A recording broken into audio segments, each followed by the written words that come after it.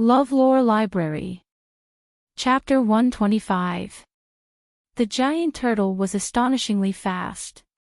Along the way, it didn't even encounter a single fish, let alone a mutated sea demon. In the sea region, this old turtle was definitely at the level of an ancestor. His aura spread out like the arrival of the sun, and no one dared to provoke him. After an unknown period of time, there was a sudden sound of water, and seawater slid down from his body. Chinyu opened his eyes and saw a vast fog in front of him. He knew that he had arrived at the edge of the Netherworld sea region.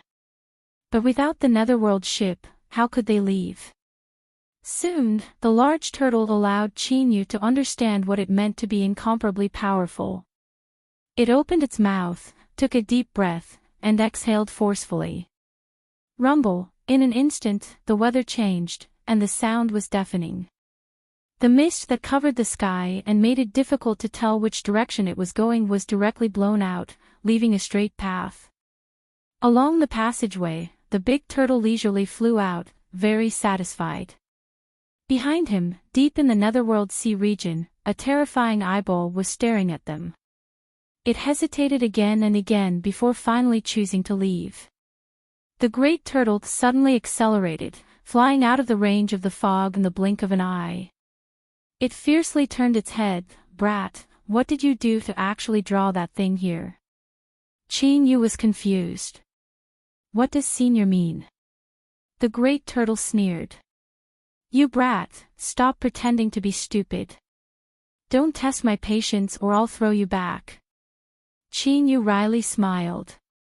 Listening to Senior's words, it seems that Junior has provoked some fierce existence in the Netherworld sea region.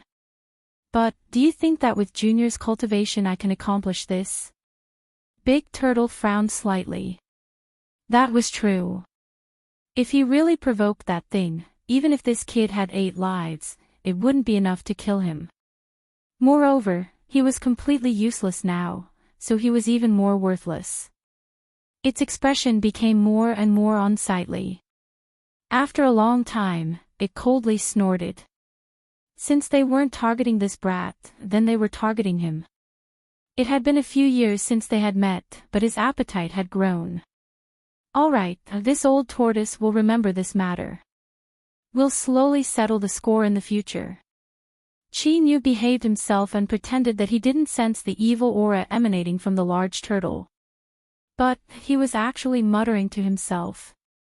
Although he hadn't done anything, his instincts told him that the thing the large turtle spoke of was coming for him. Demonic Path St. Furnace. Or was it a tumor?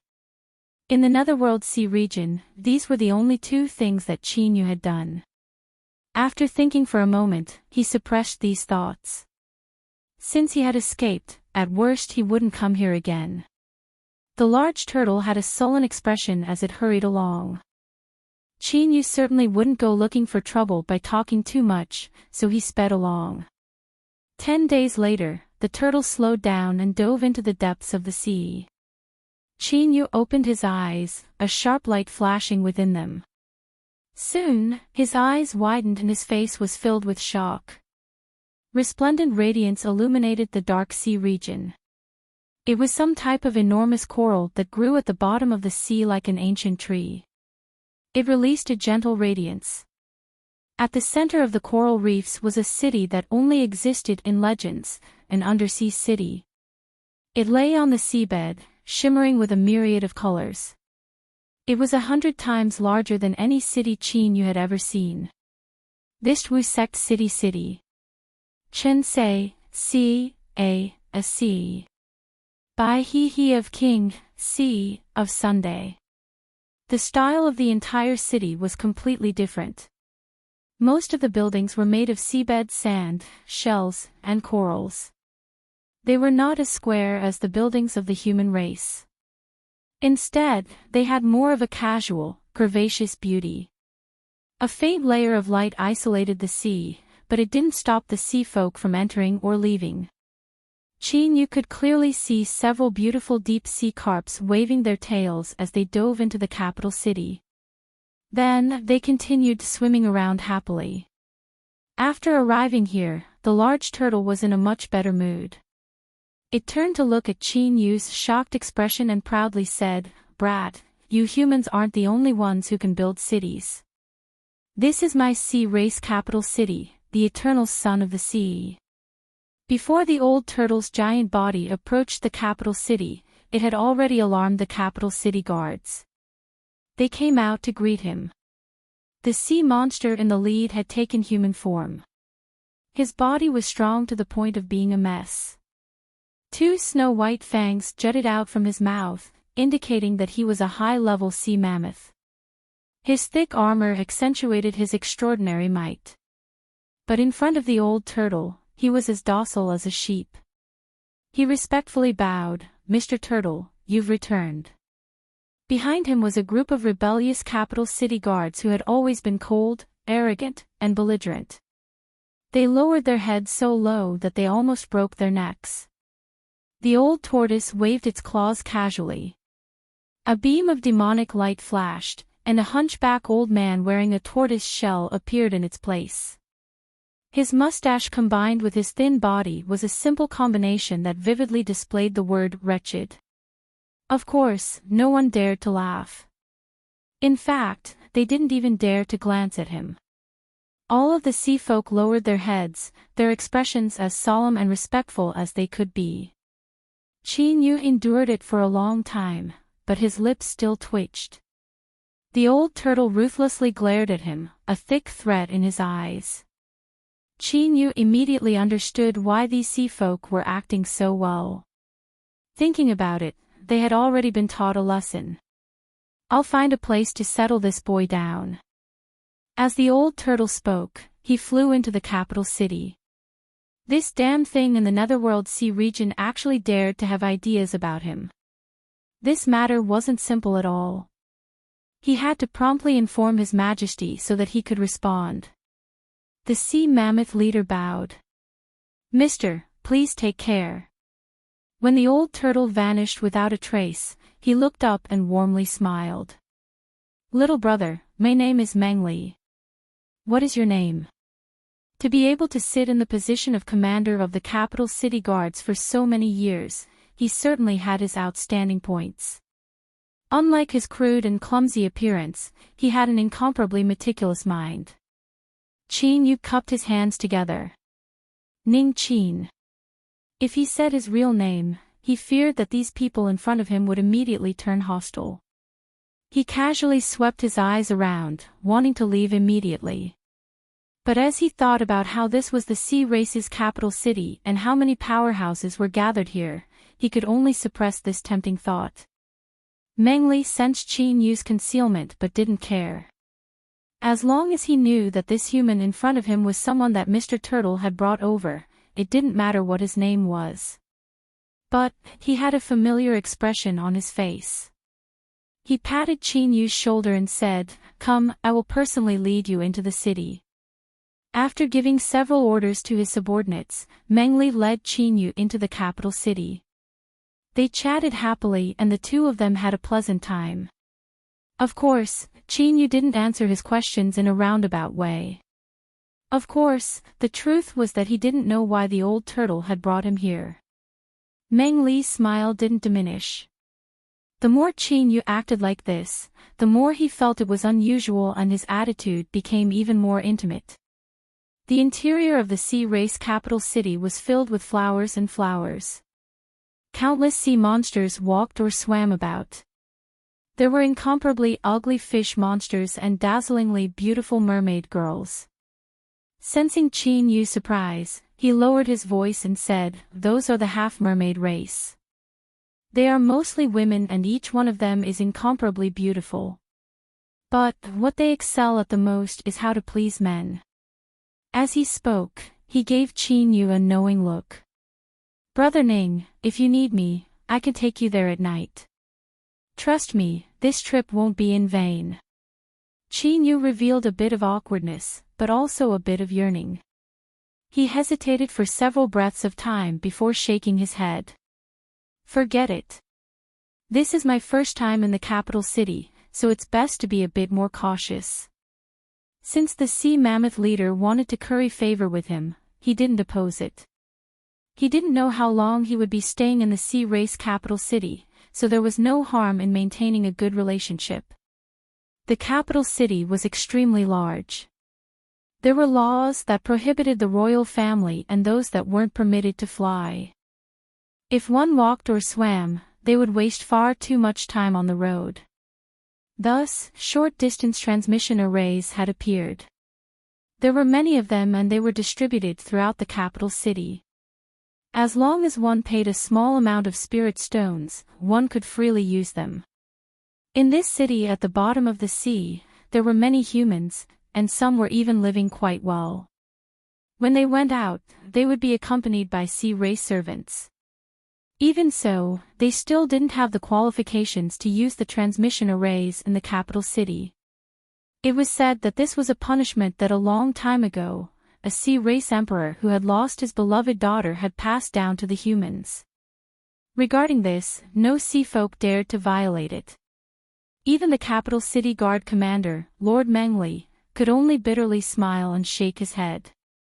He apologetically turned and said, "Brother Ning, I'm really sorry. I'm afraid we can only choose a place nearby. But this area is at the edge of the capital city and there aren't many good residences." The edge of the capital city was much better. Qin Yu had a sincere expression. "Big brother is too polite. I'm already satisfied to have a place to live." Mengley sighed. "Then I'll have to trouble Brother Ning for now. Once Mr. Turtle returns, there will be proper arrangements. Perhaps there will be a day in the future when Brother Ning will be of use. At that time, don't blame me for being rude today." Qin Yu repeatedly said he didn't dare. He had a moved expression on his face, causing Mengley to feel smug. It was true that he had to carefully receive the people that Mr. Turtle brought, but before determining just how important Qin Yu was, sending him a residence was far too expensive. Living in the capital city wasn't easy. In a place where every inch of land was worth its weight in gold, even if Mengley was skilled in making money, he still wouldn't dare to casually move around. Now, it seemed that this surname Ning had been fooled and wouldn't complain. That was good. If he left a good impression today, then even if this surname Ning became rich in the future, there would still be room to salvage the situation. Mengley silently praised his own wisdom. Then, he pretended to think about it and led Qin Yu outside. Moments later, they passed through a narrow alley. The two stopped outside a courtyard at the end and pushed open the door. The courtyard was small, but it was clean and tidy. There was a lush red coral growing there. Mengley apologized a few more times. He said that he had official business to attend to and that he would come look for Brother Ning in a few days. After sending him out and watching Mengley's tall and sturdy back disappear from sight, Qin Yu's smile faded and his expression became light. Who said that sea monsters didn't have brains? This Mengley was actually quite astute. However, he didn't plan on staying in the sea race capital city for long. It didn't matter where he lived. The more remote he was, the less attention he would attract and the more convenient it would be for him to move around. This was good. Closing the courtyard door, Qin Yu closed his eyes. His divine sense swept through the entire courtyard like silk. After a long time, he determined that there weren't any problems. Then, he opened his eyes and entered the room, sitting down cross-legged.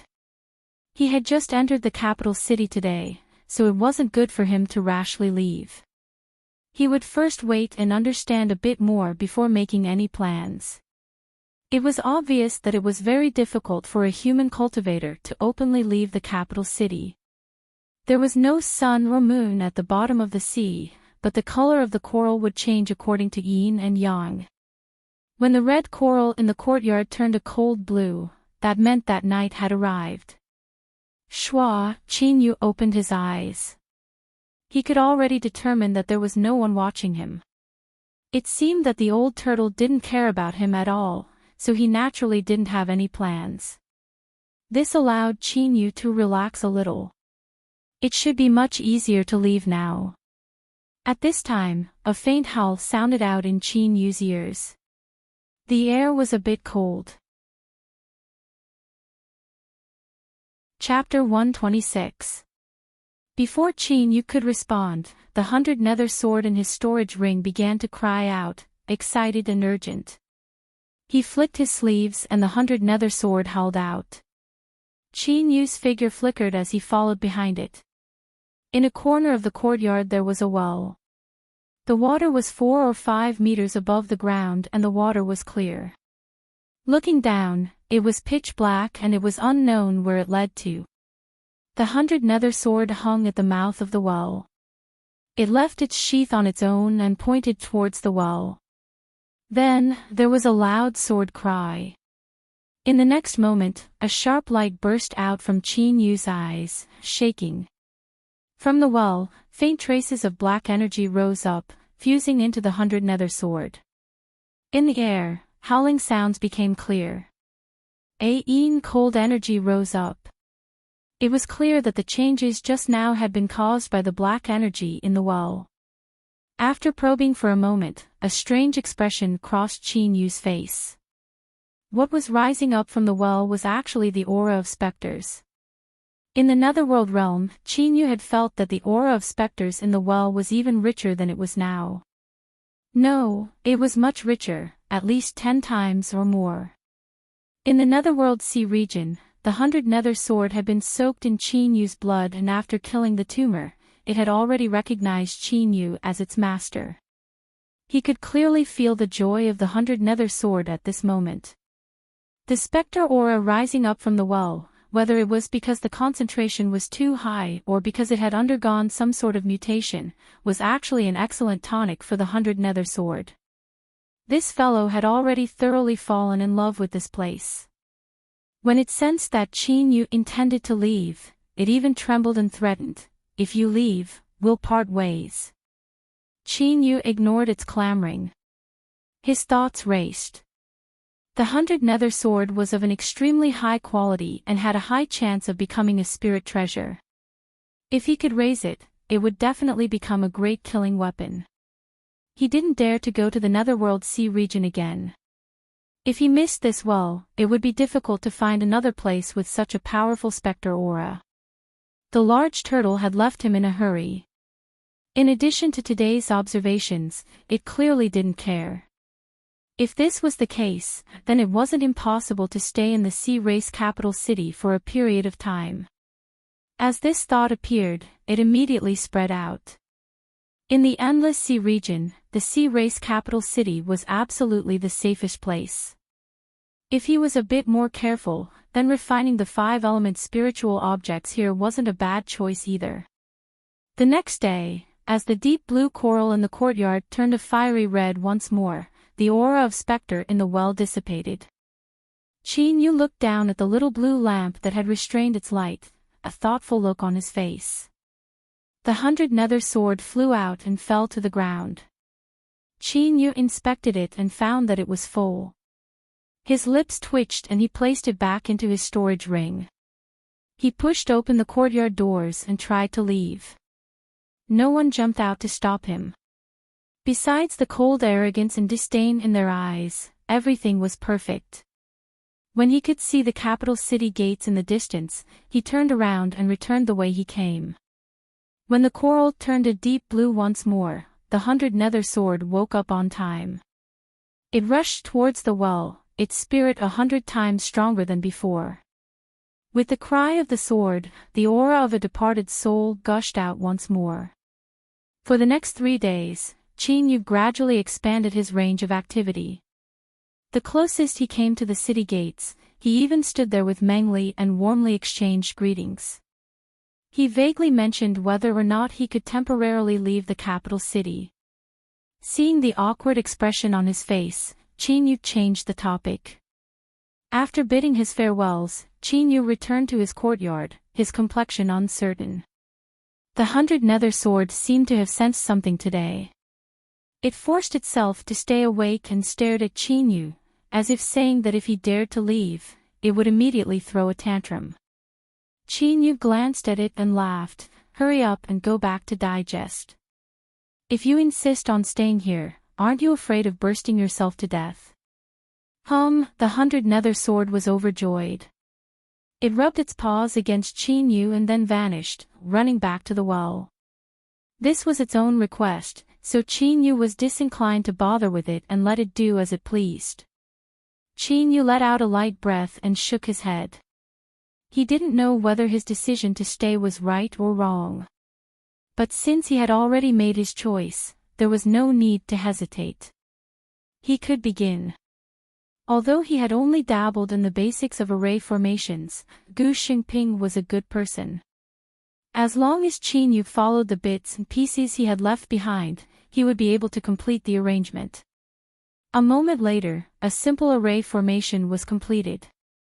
It had an outstanding concealment attribute and was nearly impossible to detect unless it was activated. Its function was also very simple. It could shield one's aura and conceal fluctuations of strength. In terms of defense, it only had two types, imprisonment and confusion. As for killing power, it was too difficult to arrange. Qin didn't have full confidence in his abilities. Moreover, in the sea race capital city, Qin felt that it was best to provoke as little trouble as possible. His Dantian Sea was still quiet and his magic power was in a frozen state. But Qin could feel the boundless aura beneath the ice.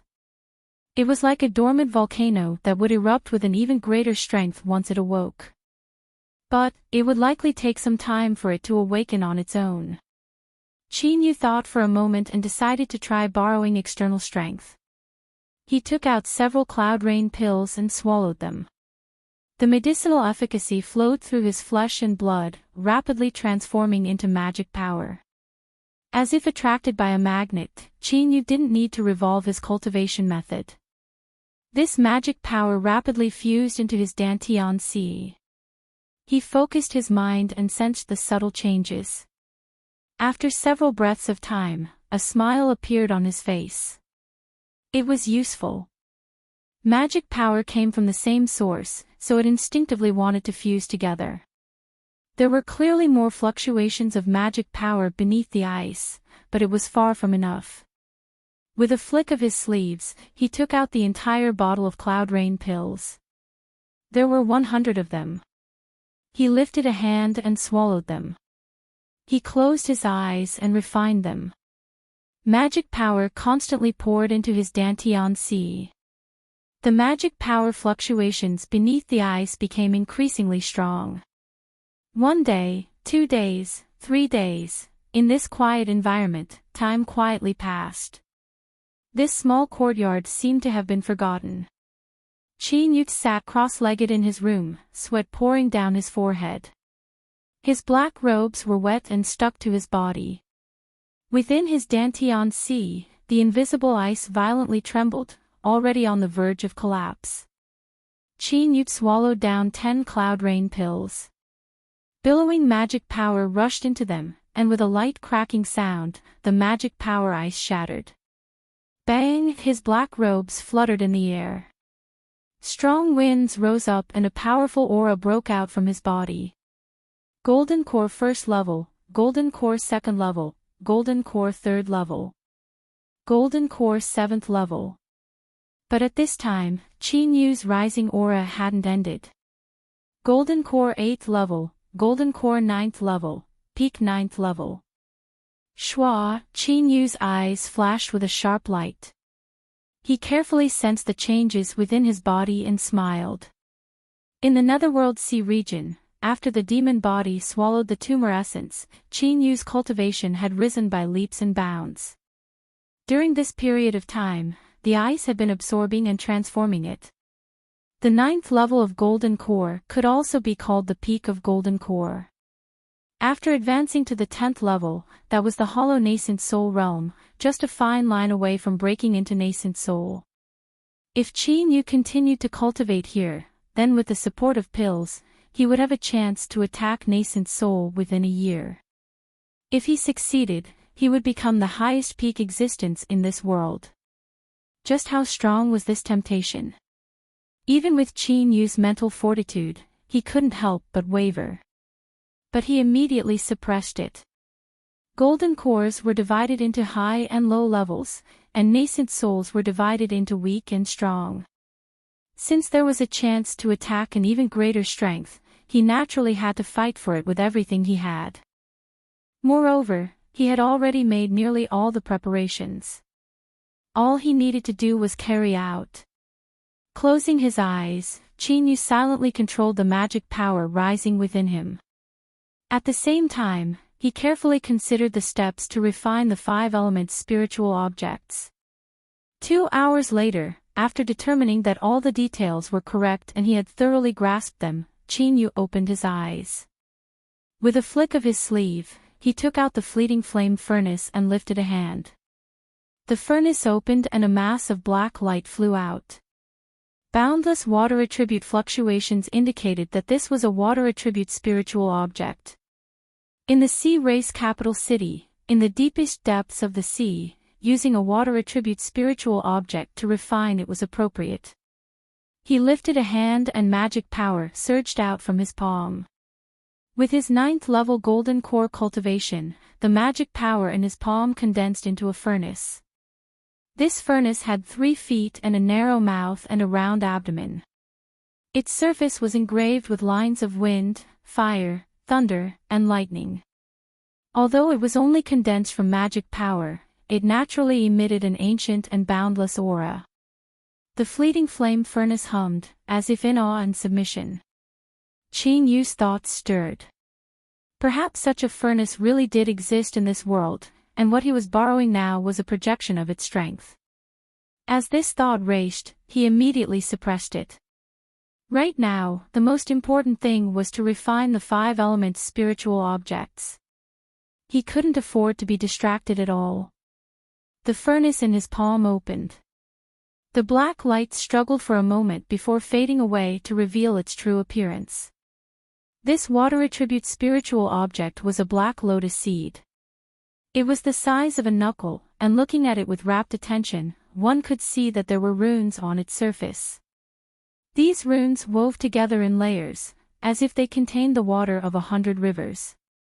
Whoosh, the lotus seed flew into the furnace. Qin Yu's heart shook and he instinctively closed his eyes. His consciousness soon blurred, as if he were in a half-asleep, half-awake dream.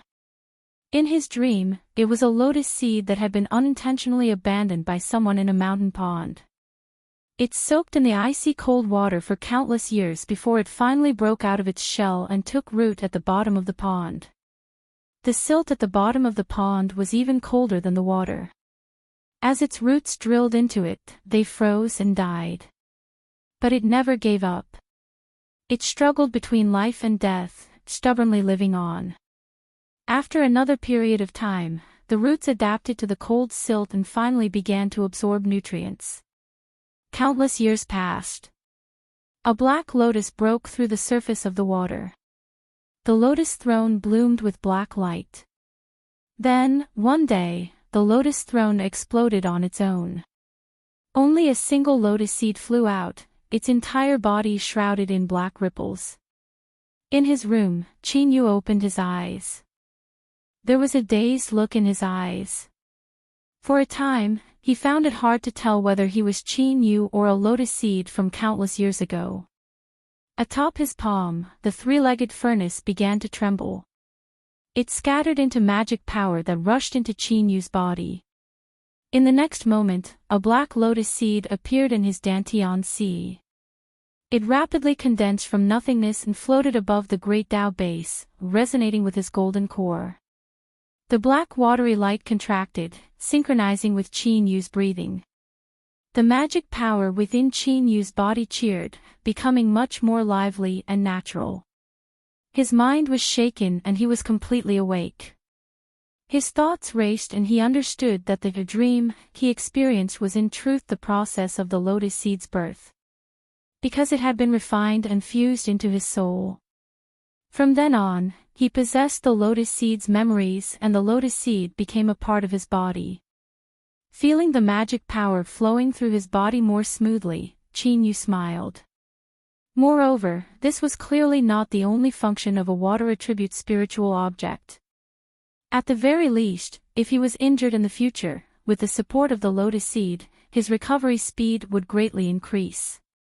The first 5-element spiritual object, he had finished refining it. Calculating the time, Qin Yu's eyebrows arched up. He never thought that nearly half a month would pass in that true dream.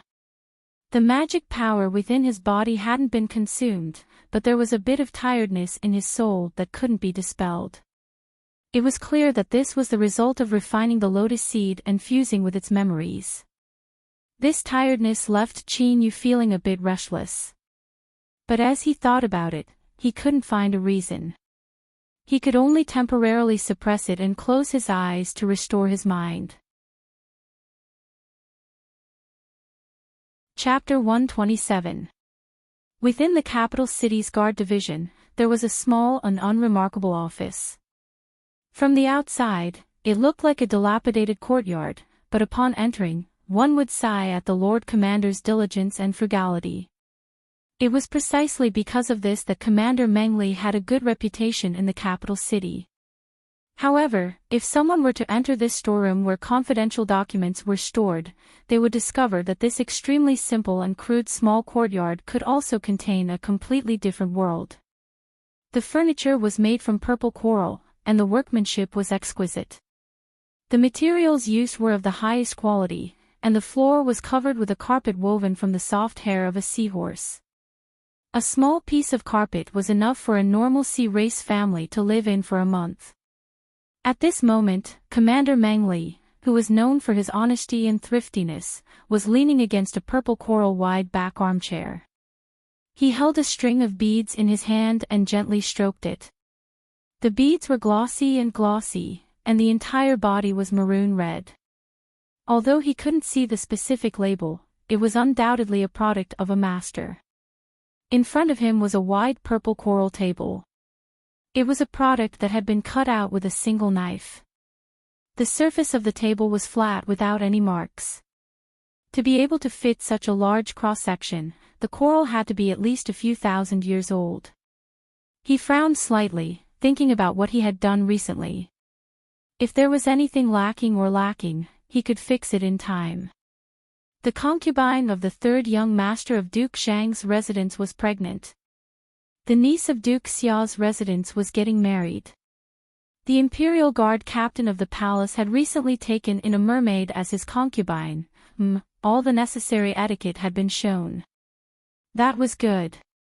Commander Meng Li took a sip from the teapot and sighed. It wasn't easy to survive in the capital city these days. As the commander of the capital city's guard division, it was even more difficult.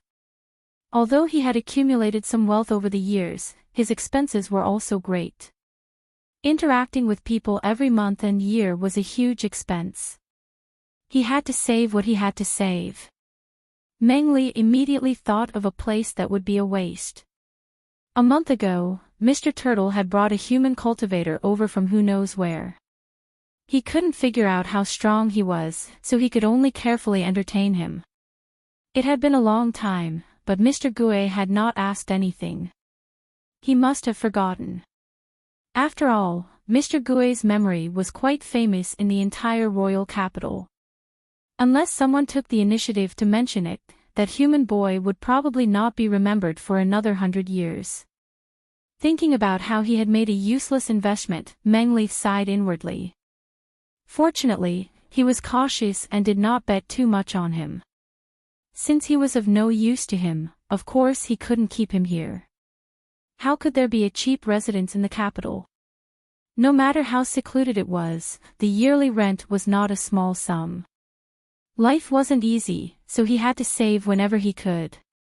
He knocked on the table. Someone immediately pushed open the door and fiercely ordered him to send Qin Yu away. Wait.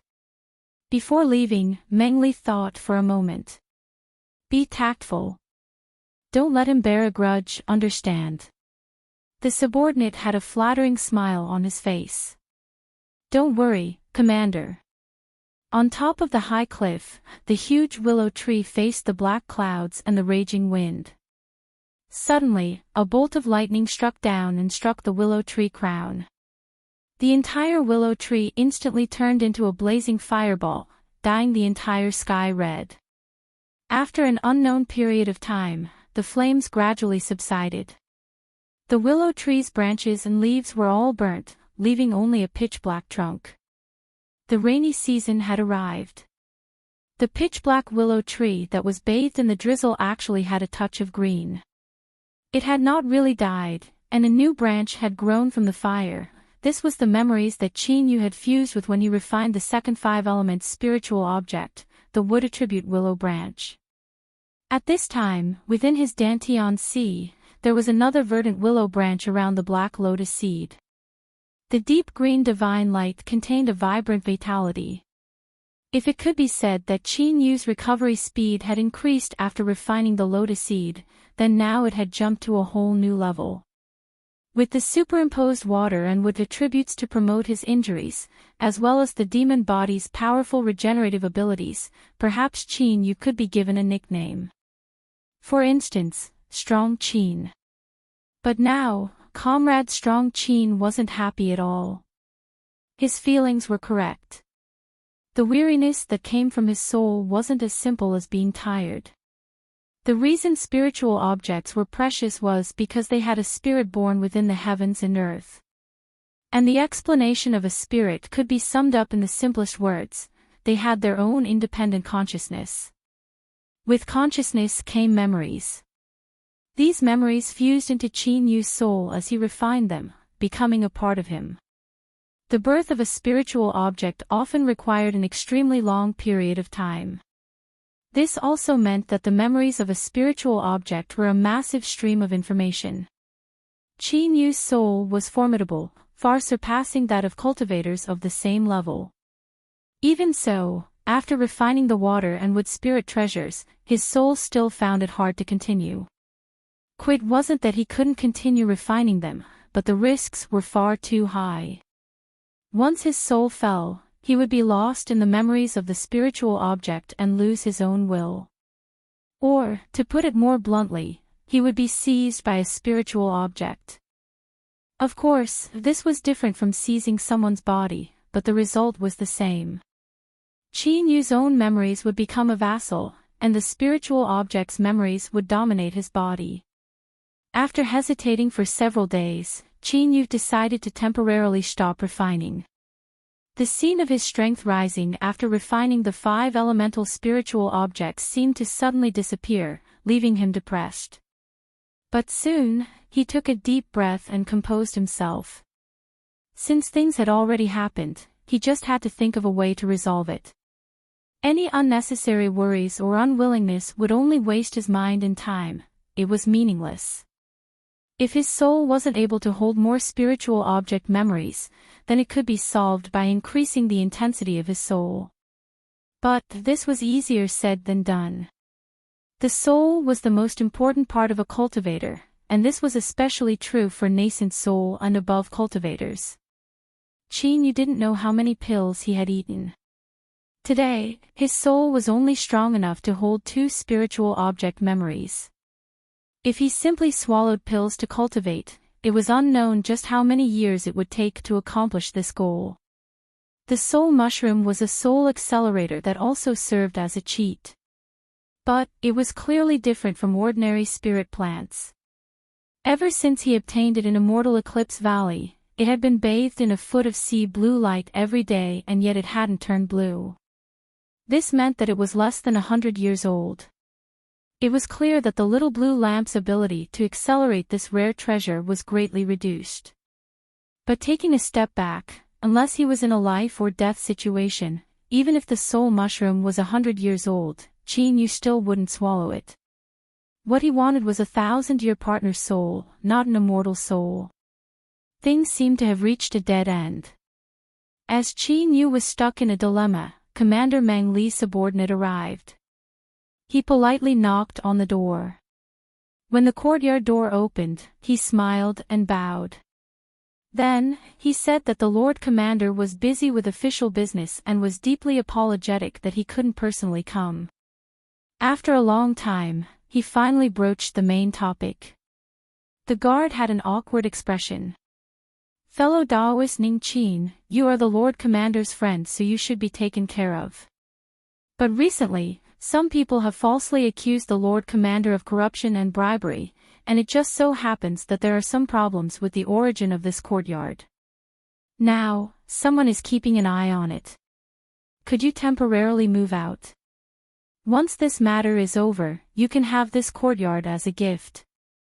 You can live here however long you like." Qin Yu was surprised. "There's actually something like this.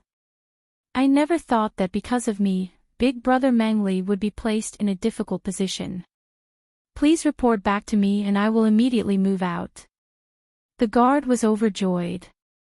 He repeatedly praised fellow Daoist Ning Qin for his righteousness and said that once he settled down, he would go to the guard department and report this so that he could get closer to him in the future. He turned and left the narrow alley. The guard's lips curled up in a mocking smile. Who said that humans were so smart that their hair was all empty? In the end, they were still being played around with in the palm of his hand. Even after being driven out, they still felt grateful. At the courtyard entrance, Qin Yu watched as the guard left. His complexion returned to normal. He was the dignified commander of the guard department of the sea race capital city. If he were to be impeached and framed because of a small courtyard on the edge of the capital city, then he might as well buy a block of tofu and commit suicide. To be able to drive someone away in such a tactful manner, this Commander Meng Li was truly a wonderful person. However, this also sent an important message to Qin Yu. The old turtle had indeed forgotten about his existence. The tightness in the depths of his heart had finally relaxed. He had to hurry and leave. Even if the old turtle remembered him in the future, it wouldn't be easy to find him in the massive capital city. The 100 Nether Sword had to stay behind. This was a land of good feng shui. It wished that it could stay here for the rest of its life. If he asked it to leave, it would definitely turn hostile. After a short discussion, the 100 Nether Sword simply dove into the well. As long as it was a bit more careful, it wouldn't be discovered. There wasn't much to tidy up. After spending some time, Qin Yu retrieved the array formation he laid down and carefully erased all traces he left behind. Then, he pushed open the door and left. A sea folk just happened to pass by. As he saw Qin Yu leave, he was startled. He smiled and greeted, "Big Brother Ning." During the several days when he had been obstructed in refining the 5-element spiritual objects and hesitating, Qin Yu had wandered around to relax his mind. He had also inquired about the well. After all, it was impossible for such a rich spectral aura to appear for no reason. At the edge of the capital city and also in a remote and narrow alley, those that lived here were mostly the lowest rung of the sea folk. Perhaps it was because they had suffered too much bullying, or perhaps it was because they had suffered too much disdain, causing their minds to distort. When these lowly sea folk faced Qin Yu, they finally found a feeling of looking down on him. Qin Yu didn't even bother responding to his questions. He simply snorted and pointed his nose into the sky. If it weren't for the fact that he lived in the entire courtyard by himself, he would have long since drowned in insults like despicable and ugly human. The youth in front of him was Qin Yu's neighbor. He lived in the courtyard next door. Of course, it was more accurate to say that he was one of his neighbors. His name was Leon. This sort of name was the symbol of a lowly sea folk. They didn't have their own surname. Leon was a sunny young sea monster. He lived here with his mother and little brother, and he was the only one willing to speak with Qin Yu. Moreover, they got along quite well. As for the spectral aura and the well, Leon had given an answer. Its source was the Sea Mausoleum. This was a place where only the royal family of the sea races and those that had made great contributions to their race had the qualifications to be buried. It represented the highest honor after death. At the start, the sea mausoleum was completely normal. But as time passed, more and more powerful spectral souls appeared in the sea mausoleum, gradually forming a kingdom of spectral souls. As the endless years passed, the spells around the sea mausoleum began to erode and spectral aura began to leak out. At the start, this matter had thrown the capital city into chaos. At least 100,000 sea folk had been affected by this spectral aura and died in the chaos. The current ruler of the sea races sacrificed 1,000 years of his life and also used the flesh and blood of 100,000 sea folk as the price to reinforce the spells around the sea mausoleum. The spectral aura was sealed, but it wasn't completely sealed. If one approached a certain range of the sea mausoleum, there was a chance that the spectral aura would leak out. Over time, the high-level sea folk in the area surrounding the sea mausoleum began to move away. This even affected the direction of the capital city's expansion, and it became the edge of the capital city that it was today. This was where Qin lived today. Qin smiled. Leon's work is finished. Leon nodded. His smiling face revealed a weariness that he couldn't hide. But he still lived a happy life every day. His smile was friendly and he nodded. Teacher spent over a month and finally saved that precious sea heart orchid. He had us leave work early. He lifted the paper bag in his hand. I bought some snacks. Does Big Brother Ning want to eat some? Qin had a thoughtful look. No need. You can eat. Seeing his thoughtful appearance, Leon thought that Qin was thinking about how unfriendly the sea folk had been towards him. He awkwardly smiled, his face blushing red. Then, I'll head home first, Big Brother Ning. Wait. Chapter 128. Leon turned around, puzzled. Qin earnestly said, Leon, you once said that you worked at a place called Sea Spirit Pavilion, right? Leon nodded. He unconsciously puffed out his chest, a proud expression on his face. That's right, it is Sea Spirit Pavilion. This was the only place that this humble sea race youth was proud of. But as he thought about how Qin was a human and hadn't been in the capital city for long, he probably didn't know of Sea Spirit Pavilion's reputation. Luckily, Qin had asked him about Sea Spirit Pavilion at the right time. The youth had an urge to tell him just how fierce he was. Sea Spirit Pavilion is tyrannical in strength and is the largest sea spirit shop in the entire sea region. It specializes in cultivating, collecting, selling, treating, recovering, and exchanging all in one comprehensive sea spirit shop chain. After I obtained the qualifications to become a primary sea spirit teacher, I worked hard for 3 years before barely managing to become an assistant sea spirit teacher at Sea Spirit Pavilion. With Sea Spirit Pavilion's fame and status, as long as I work there for 5 years, I can simply change places and become a sea spirit teacher with my own workshop. All sorts of things related to sea spirit teachers, as well as their experiences at work. The youth clearly didn't have many opportunities to show off, so he simply couldn't stop talking. Qin listened attentively, constantly summarizing. He had a comprehensive understanding of sea spirit teachers. To sum it up in a single sentence, they were a group of sea races that cultivated and treated spiritual plants in the sea.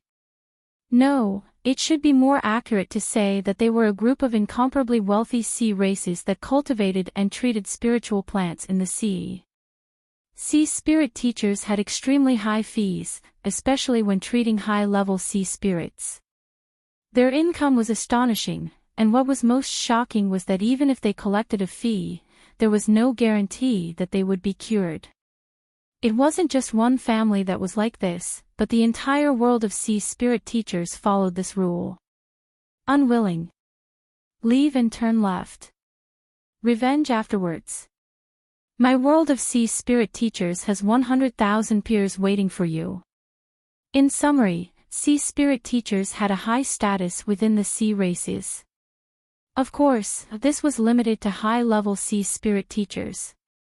As for those like Leon who were the lowest and didn't have much potential to improve, they could only struggle at the bottom. Qin Yu revealed a strange expression.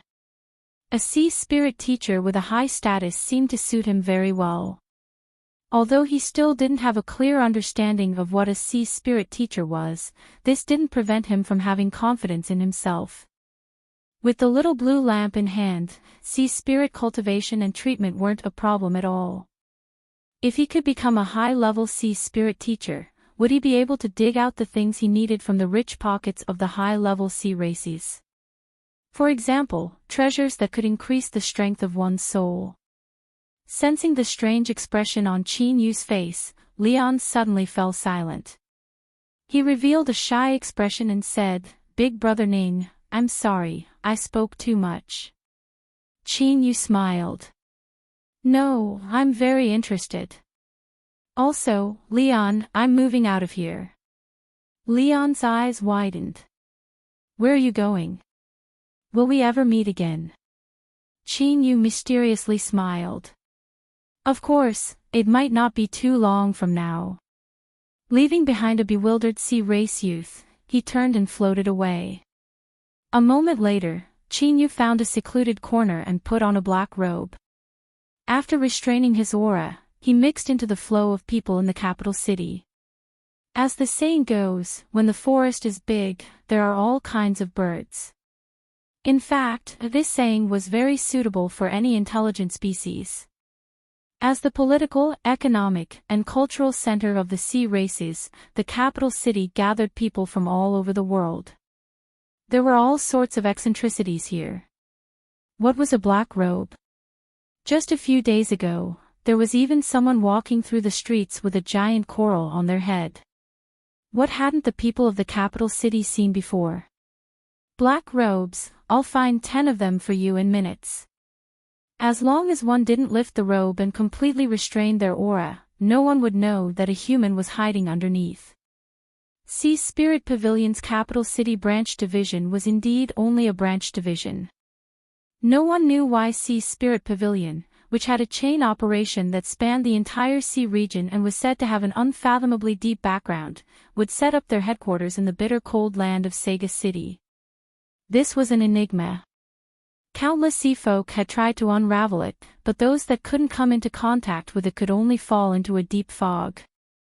As for those that had the qualifications to investigate, they would stop without hesitation after discovering the slightest clue and strictly forbid anyone from revealing anything.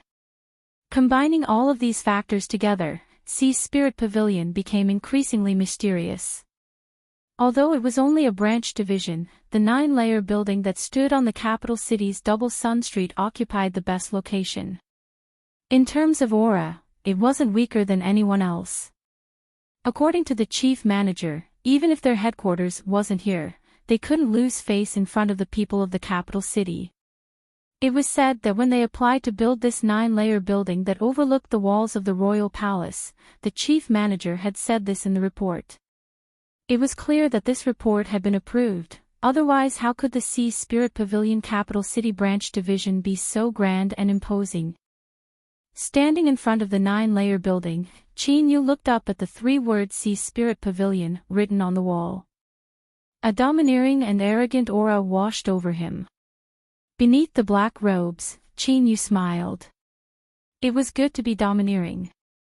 He was a fake sea folk, so he had to find someone with a deep background. Only then would he be able to shake the scene. As for why the sea folk used the human language, that was a question that was debated. Of course, in the eyes of the sea folk, it was the shameless and despicable humans who had stolen the noble language of the sea races.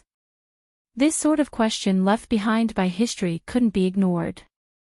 Qin Yu followed the stream of people into Sea Spirit Pavilion. The truth was that walking was a profound study. A person's status could be judged based on their actions and conduct. In a business place, this could be used to directly indicate whether or not they had enough money in their pockets. At this time, mixed in with the crowd, the common-looking black-robed figure seemed like a crane among chickens. His footsteps weren't fast or slow, and his shoulders rose and fell as he walked. This wasn't a sloppy gait, but a free and unfettered feeling. In the business and service industries, what tempered a person's eyesight the most was. After several years, as long as one wasn't an idiot, they would be able to develop some keen eyes. At the entrance of Sea's Spirit Pavilion, the eyes of several neatly dressed consultants brightened. They maintained their elegant demeanor and smiles as they stepped forwards. A thin sea folk youth relied on his long legs to arrive in front of Chinyu.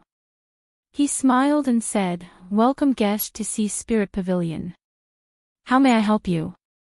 He swept his eyes around, a bit of smug satisfaction in his eyes. Being taller really was willful. The other consultants sighed inwardly, but didn't reveal anything on their faces. They turned around and each chose a guest to receive. There wasn't the slightest bit of disrespect. It could be seen just how strict the management of Sea's Spirit Pavilion was. Chinyu's expression was light. "I have a sea spirit that has been dispirited recently. I have come to seek help." The consultant's eyes brightened. This sort of indifferent tone naturally revealed a sense of alienation. But his voice was gentle and his tone polite, not seeming rude at all. This was the attitude of a true noble. He really was a great customer. His smile became increasingly cordial. He reached out a hand and gestured. "Guest, please come in. We have the best sea spirit teacher grandmasters. They will do their best to help you solve your problems." Sea Spirit Pavilion had 9 levels. The first level was the main hall. It was responsible for registration, screening, and calculating the approximate difficulty of a guest's questions as well as the standard fee. Chinyu sat down on a purple coral chair. He straightened his back and placed a jade box on the table. The consultant stood behind him, a look of amazement in his eyes. This jade box was absolutely a product of the human race. The quality and style were all top grade. It was absolutely priceless.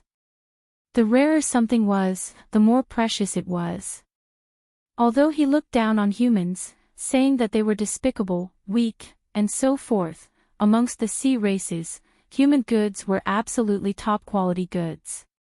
Only nobles and the truly wealthy could afford to use them. The consultant inwardly praised his own eyesight. Across the table, the sea race woman with a particularly large chest smiled even brighter. She tossed a coquettish glance at Chinyu, but after receiving no response, she restrained herself and began to work earnestly.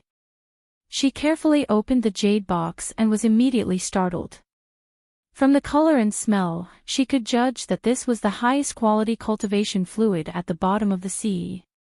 Just the shallow layer of this jade box was worth a considerable amount, but what was suspended inside was actually ordinary red coral. Although this sort of coral wasn't commonly seen, its value was extremely limited. She had no idea why this guest with such an extraordinary status would value it so highly. As if sensing her doubts, Chinyu lightly said, "This coral was left behind by an elder before he died. As long as it can be cured, you can name the price." His voice was low and deep, as if the air was filled with sorrow. The sea race woman revealed a look of sympathy. The consultant's eyes brightened and he winked at Chinyu again and again. It was rare to see such a fat sheep. "Guest, please rest assured that Sea Spirit Pavilion will not disappoint you." The sea race woman comforted him. She lowered her head and carefully examined the red sand lake. There were some spots on the surface. They should have been infested by insects. The color was dark and it might be because the absorption wasn't good, but overall, there weren't any major problems. She took Chinyu as a nervous sea race noble junior that couldn't show his face in public. Her thoughts raced and she already had a plan in mind. She pulled open a drawer and took out a purple text. Faint traces of light surged on its surface. it was clear this wasn't an ordinary item. Guest, how do you do? According to your status and how much you value sea spirits, I suggest you sign this Supreme Level Sea Spirit Treatment Manual. The threshold price is 5,000 spirit stones. Sea Spirit Pavilion will do our best to help you cure your sea spirit. If you fail, we will refund you 10 times the cost. Sympathy was sympathy, but the knife couldn't be soft. This was the basic quality of a person in this field. The consultant cast an appreciative look at him. He continued, "This is a guarantee manual that my Sea Spirit Pavilion has exclusively released. Although the cost is high, we will absolutely use the highest level Sea Spirit teachers to guarantee the treatment efficiency and success rate. If guest is worried, we can also increase the payment." He smiled. "You should understand that the more you pay, the more Sea Spirit Pavilion will value you.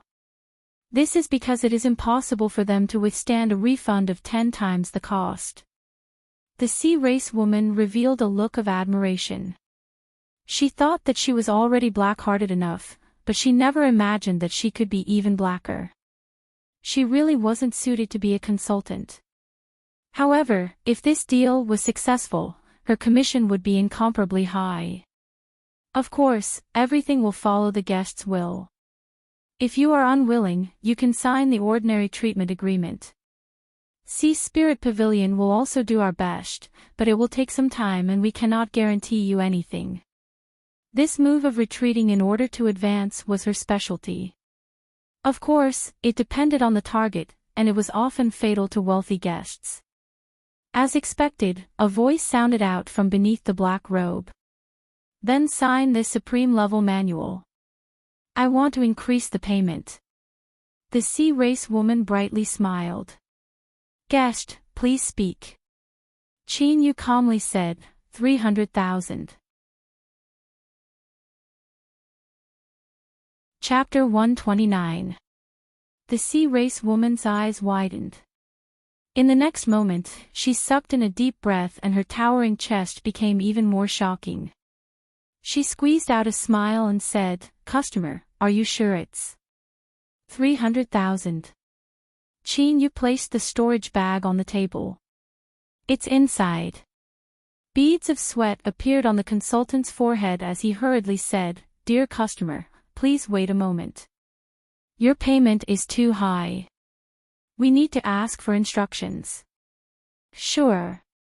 The advisor heaved a sigh of relief and winked at the woman. The sea race woman immediately got to work. She took out a glass-like item from the table and covered the jade box and the red coral. A faint halo flashed, and she picked up the glass cover. "All right, there will be a reply soon." On the 9th floor of Sea Spirit Pavilion, in a quiet chamber, several experienced sea spirit teachers were sitting down, processing information from below. Most of the items on the counter on the first floor that couldn't be identified were handed over to them for appraisal so that they could determine the method of agreement and the charging standard. The water curtain on the table flashed and another message was transmitted over. The purple symbol caused the sea spirit teacher on duty to become cautious. After carefully looking over it, he frowned. The water screen was extremely clear, allowing one to see every corner of the red coral.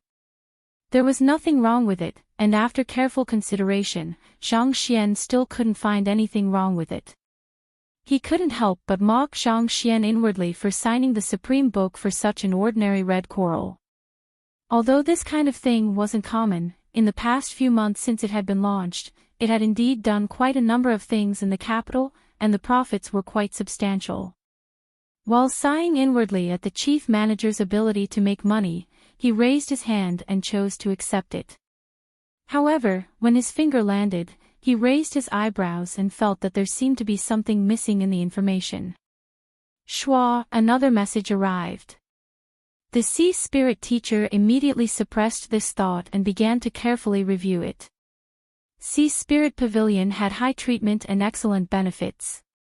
Since he had received benefits from them, he naturally had to work hard. A faint green light flashed on the glass cover. The sea race female cultivator smiled. It's done. The process was simple. He checked the number of spirit stones, reviewed the contents of the agreement, and signed it. Then, he put away the jade box and red coral and stood up to leave. The consultant trotted out to see him off with a smile on his face. He repeatedly said, "Don't worry. I'll definitely handle it for you as soon as possible. There will be a result within 3 days." As he left Sea Spirit Pavilion, he watched the black-robed figure vanish from sight. He sighed inwardly. Just look at how this person was so decisive and efficient. He didn't even blink when throwing out 300,000 spirit stones. When will I be able to reach this realm? Calculating in his heart, he felt that there was no hope of killing him in this lifetime. He couldn't help but smack his lips helplessly. But soon, the consultant suppressed his gloominess and returned to Sea Spirit Pavilion with an excited look on his face. Several of his colleagues looked at him and cursed him for being a scoundrel. But they were so envious that their eyes turned red. The counter had already stopped handling business. As she held the signed Supreme Book, the female sea race cultivator's chest violently heaved up and down. Seeing the consultant coming over, she hurriedly stood up. Her movement was too big and made a harsh friction sound. Several customers who were handling business next to her frowned in dissatisfaction. The manager of the lobby on the first floor hurried over to apologize. He glared fiercely at the manager and walked backstage to reprimand him. "What the hell is going on? You're no longer a newbie, yet you're still acting so rashly." As he spoke, he tidied up his clothes. "What exactly happened?" The female sea race cultivator handed over the purple book. "Manager," the manager's eyes brightened. "Supreme Book, not bad, not bad. Xiaoli, your commission this month isn't bad at all." He took the book and flipped through it. Then, his eyes widened. He looked over it again and his complexion became dignified. A payment of 300,000 spirit stones for a single red coral. The consultant hurriedly said, "We didn't dare to make a decision on our own. We passed the message and inspected it." The manager's complexion relaxed. Since it had passed the inspection, that meant there weren't any problems. He smiled and nodded. "That's good. Boy, you have a bright future ahead of you. As long as you work hard, you'll soon be able to climb to my current position." The consultant smiled. "Everything is because of the manager's leadership." The manager smiled in satisfaction. He said a few more words of encouragement and then left with the Supreme Book. This sort of large signed agreement needed a special record to be kept for future reference. The red coral in the jade box was quickly sent upstairs and handed over to a true sea spirit teacher to be carefully diagnosed and treated. No matter what its value was, after Qin Youth signed the Supreme Book and paid 300,000 spirit stones, it had gained such a value. The female sea race cultivator returned to the counter and took away the temporarily sign. She decided to treat all the guests with the most perfect attitude possible, because a pie could fall on her head at any moment. Thinking of the black-robed figure and the young voice below, the female cultivator rubbed her thighs. She secretly regretted that she didn't have the chance to catch this big goldfish. Otherwise, she was confident that she would only need a single night to have this goldfish fall deep and never come out again. The big goldfish Qin walked down the street. He didn't know that at this time he was being ravaged by some amorous sea race woman in his mind. A light smile hung on his lips. He casually found an inn and stayed there for 3 days. Then, he sent the servant away and sat down cross-legged, closing his eyes in meditation. If he was fast, then perhaps he would welcome guests from Sea Spirit Pavilion tomorrow. The jade box caused Grandmaster Goldrin's eyes to brighten. As he opened it and smelled the fragrance of the highest quality nutrient fluid, a dignified expression appeared on his face. There was even a bit of joy in his eyes. After joining Sea's Spirit Pavilion for half a year, he had finally used his own strength to prove his worth. This was the first precious spirit plant that Sea's Spirit Pavilion had entrusted to him. He had to do his utmost and display his best skill. He took several deep breaths and calmed his mind. Then, he completely opened the jade box. But in the next moment, his complexion darkened and blue veins popped up on his forehead. Where was the basic trust between people? What happened to the precious spirit plant? He clenched his teeth and picked up the introduction jade slip. Inside was the detailed information about the sea spirit. The first thing that entered his eyes was red coral. This caused his heart to break and he immediately cursed inwardly. Where did this bastard come from? He used such a precious jade box, such precious nutrient fluid, and even signed the supreme book in such a perverted manner for an ordinary red coral. And most importantly, he had cheated his own enthusiasm and incomparably enthusiastic attitude towards work. After throwing down the jade box, Grandmaster Goldrin paced back and forth in his workroom. It was only then that he suppressed the anger in his heart. He stood in front of the workbench once more. His expression was calm and his eyes were focused. Controlling one's emotions was an ability that any high-level sea spirit teacher had to master. In such a short period of time, Grandmaster Goldrin was able to overcome his anger and enter a working state. He was secretly proud of his professionalism. Then, his eyes fell onto the red coral. He excelled in the treatment of various coral spirit plants to begin with. Soon, he figured out the problem that the red coral had encountered. Excessive nutrients led to poor absorption and too little light. Moreover, the nutrient quality of this top nutrient fluid far surpassed the red coral's absorption limits. It had to be known that too much nutrition was sometimes a kind of injury. When combined with the malnutrition, it would become exhausted. As for the traces of insect pests on the surface, as long as these problems were solved and some suitable nutrient fluids were added, it would soon be restored to its original state. He waved his hand and wrote down the detailed treatment steps. After going over them and making sure there was nothing wrong, he rang the bell and an assistant came in. He gave a few orders and had the assistant take the red coral away. A high-level sea spirit teacher's time was precious. These simple tasks were naturally handled by assistants. Of course, in order to be chosen as a high-level sea spirit teacher's assistant, one had to at least have the strength of a middle-level sea spirit teacher. Grandmaster Goldrin picked up the work he had left behind and fell into deep thought. He had already treated this sea snake grass for 10 days and it was only recently that there was a slight improvement. But the withered roots still needed to be consolidated. As he was lost in thought and was just about to sort out his thoughts, there was a sudden knock on the door. His mind was thrown into chaos. Grandmaster Goldrin gloomily called in the assistant. First, he reprimanded the assistant. If this person wasn't the assistant he valued the most, then he definitely wouldn't let things go so easily. It had to be known that in Sea Spirit Pavilion, there were so many people that wanted to become a high-level Sea Spirit teacher's assistant that they could line up all the way to the city gates. Assistant Xia, you know that I don't like others disturbing me when I'm thinking. So, what matter do you have that you have to choose this time? Assistant Xia was dispirited. Teacher, there is something wrong with that red coral. It would be best if you personally took a look.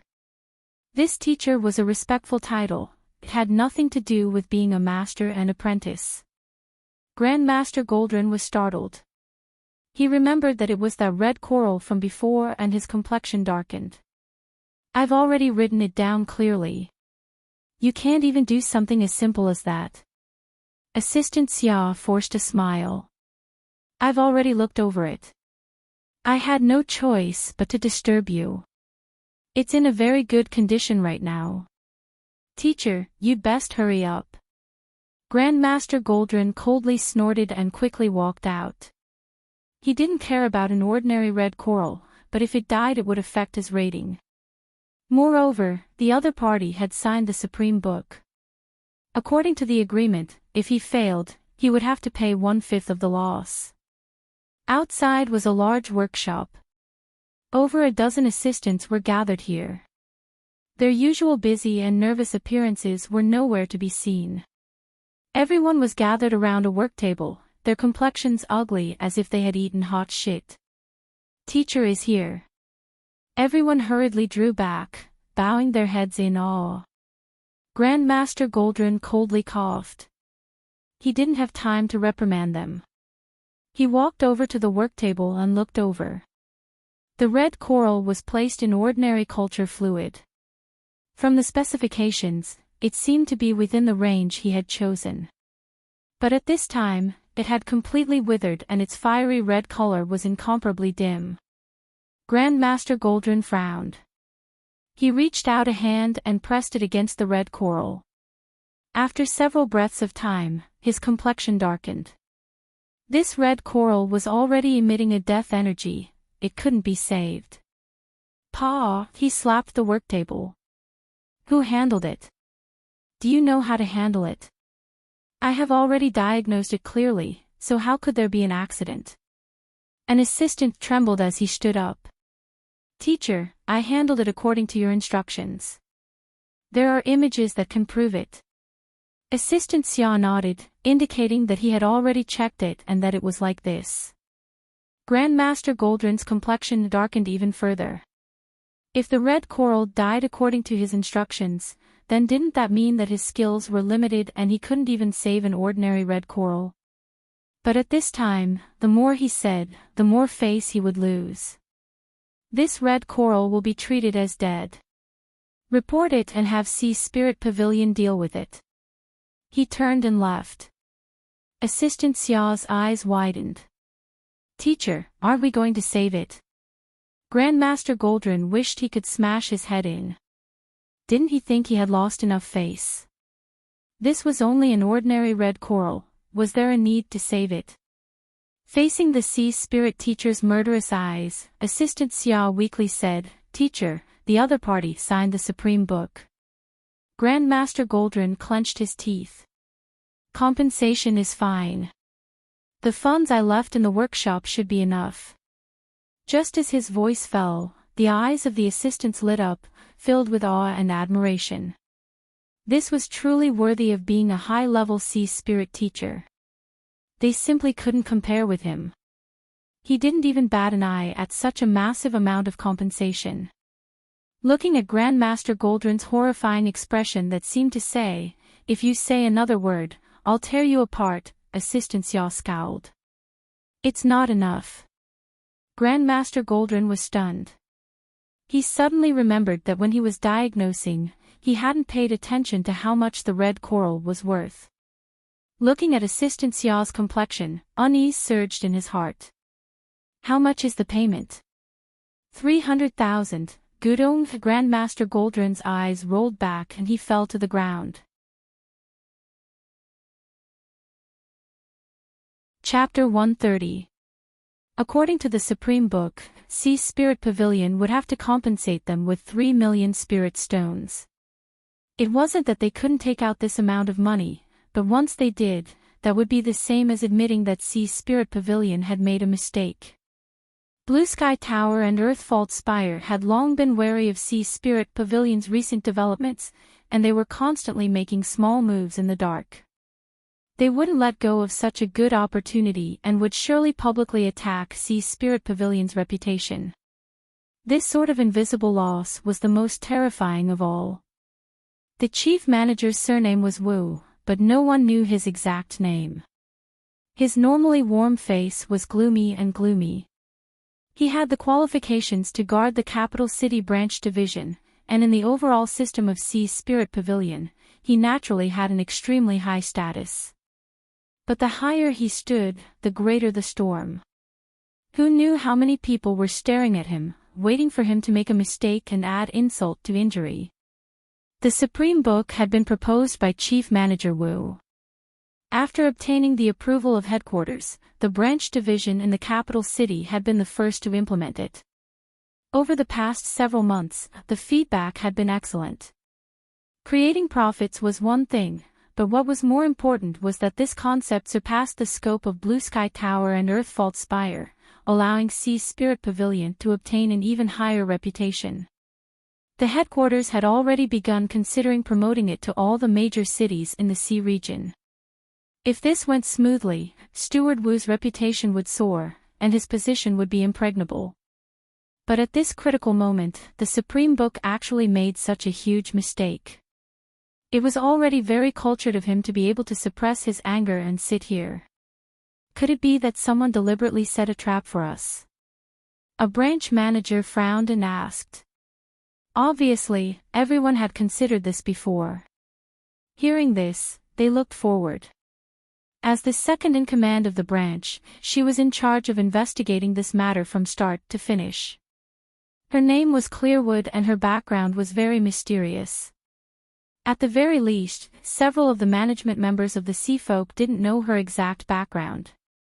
However, after being in the Capital City Branch Division for over a year, Clearwood had gained everyone's approval with her outstanding abilities and methods.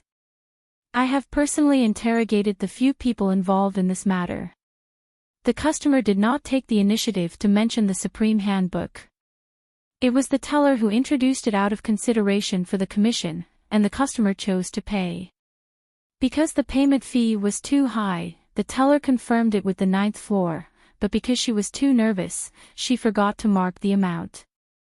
The 9th floor re-examined the Sea Spirit teacher and didn't notice anything wrong. Finally, the signature was completed. Clearwood's voice was cold, just like her face. In addition, I have already sent out 5 high-level Sea Spirit teachers to jointly diagnose that red coral and determine that no one has done anything to it. Under normal circumstances, its lifespan would dry up and die. In the highest quality culture fluid, it relied on its powerful effects to barely survive. As for the other symptoms, they are only signs of weakness. When Sea Spirit teacher Kasev made the diagnosis, he didn't discover that changing the low-level culture fluid caused the red coral to die. Closing the book in her hand, she looked around at everyone and lightly said, "In summary, I believe this matter should be a coincidence, and it was completely caused by the negligence of the staff." Everyone looked at each other in dismay. Originally, most of them were filled with conspiracy theories, but in the end, they discovered that it was all their own doing. Although he didn't want to believe it, the truth was right in front of him. If he pretended not to see it, he wouldn't be so thick-skinned. Moreover, once this matter was exposed, the reputation that Sea Spirit Pavilion had built up over the years would be completely ruined. Chief Manager Wu could see this more clearly than anyone else. He said in a low voice, "Manager Shuiqing has already clearly investigated this matter. This matter is the fault of my capital city branch. There is no need to discuss it further." He paused. Everyone could feel the heaviness in his words. The key now is how to solve it in the smallest way possible. There was an awkward silence. Everyone knew that Chief Manager Wu was in a critical period of time. This matter could be big or small. If someone used it as a pretext, it would be good enough if they could keep their status at the Capital City Branch Division. It would be impossible for them to take another step forward. It was because this matter was too important that no one dared to casually speak up. The consequences would be far too severe. Chief Manager Wu frowned. He began to call out names. "Chief Manager Shin, you have always been wise and resourceful. Speak." Chief Manager Shin groaned inwardly, but he remained calm on the surface. He pushed up the tortoiseshell glasses on his nose and said, "My apologies, I have a bit of a need to pee." Chief Manager Wu remained expressionless. "Go." Chief Manager Shin stood up and nodded. He pushed open the door and left. He looked around. Everyone lowered their heads. Chief Manager Wu sighed inwardly. He knew that there was nothing they could do. Of course, even if there was, they might not be willing to say it. The several management members had complex backgrounds and represented different interest groups. Perhaps they were all hoping that he would suffer some misfortune. If we want to control the effects of this matter, the key lies with the guest. As long as he is willing to keep the peace, there is room to deal with this matter. A cold voice entered Chief Manager Wu's ears. Surprise flashed in his eyes. He never thought that the one to suggest this would be Clearwood. Once something happened to him, Clearwood was the most likely candidate to take over the position of Chief Manager. Chief Manager Wu had always dreaded her, but he never thought she would have such a broad mind. For a time, he sighed inwardly. As long as there wasn't a knife stabbing out from behind, Chief Manager Wu had some confidence he could pass this hurdle. His spirits rose. Chief Manager Clearwood, what do you mean? Clearwood lightly said, I have already sent people to investigate. I have also obtained surveillance footage of the capital city streets. If he isn't deliberately hiding, we should be able to find traces of him. The several management members who had their heads bowed like ostriches felt their hearts shake. They had no idea what this mysterious Clearwood was thinking. She actually let go of such a good opportunity and even took the initiative to help calm things down. Could it be that there was some hidden secret that they didn't know about? Thinking of this, several people felt a chill run down their spines. They didn't dare to use any of the small tricks they had planned. What nonsense! Once the first and second leaders joined forces, anyone who jumped out would simply be seeking death. Chief Manager Wu's heart immediately calmed down. He sent her a grateful look and nodded. Chief Manager Clearwood's words have enlightened me. Since that's the case, let us wait here for news. Besides General Manager Shin, no one else could leave, so no one could secretly play any tricks. As they sensed Chief Manager Wu's icy gaze, they all sat up straight and still, sighing inwardly. It seemed this trial wouldn't be too difficult for him. They couldn't help but feel annoyed. Just what was that surnamed Clearwood woman doing? Sea Spirit Pavilion's formidable abilities were quietly activated. Good news soon arrived. The guest had stayed at an inn in the capital city and hadn't taken a single step out. Chief Manager Wu stood up. He swept his eyes around. Everyone, this matter doesn't just involve me, but also the reputation of the entire capital city branch division. So, I ask that you all follow me. It was clear he wanted to completely eliminate any possibility of someone secretly sabotaging him. Moreover, there was a deep threat in his words. If he wasn't happy, none of them would have a good time. The several high-level figures bitterly smiled and nodded. A moment later, an ordinary carriage drove out from Sea Spirit Pavilion's capital city branch division.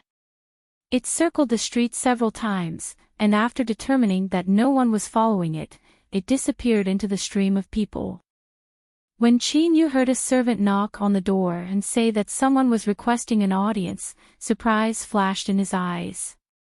He never thought that Sea Spirit Pavilion would respond so quickly.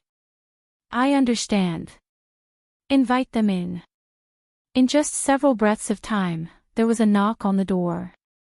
It was clear that they had already arrived when the servant came to report. Qin Yu lightly said, Please enter.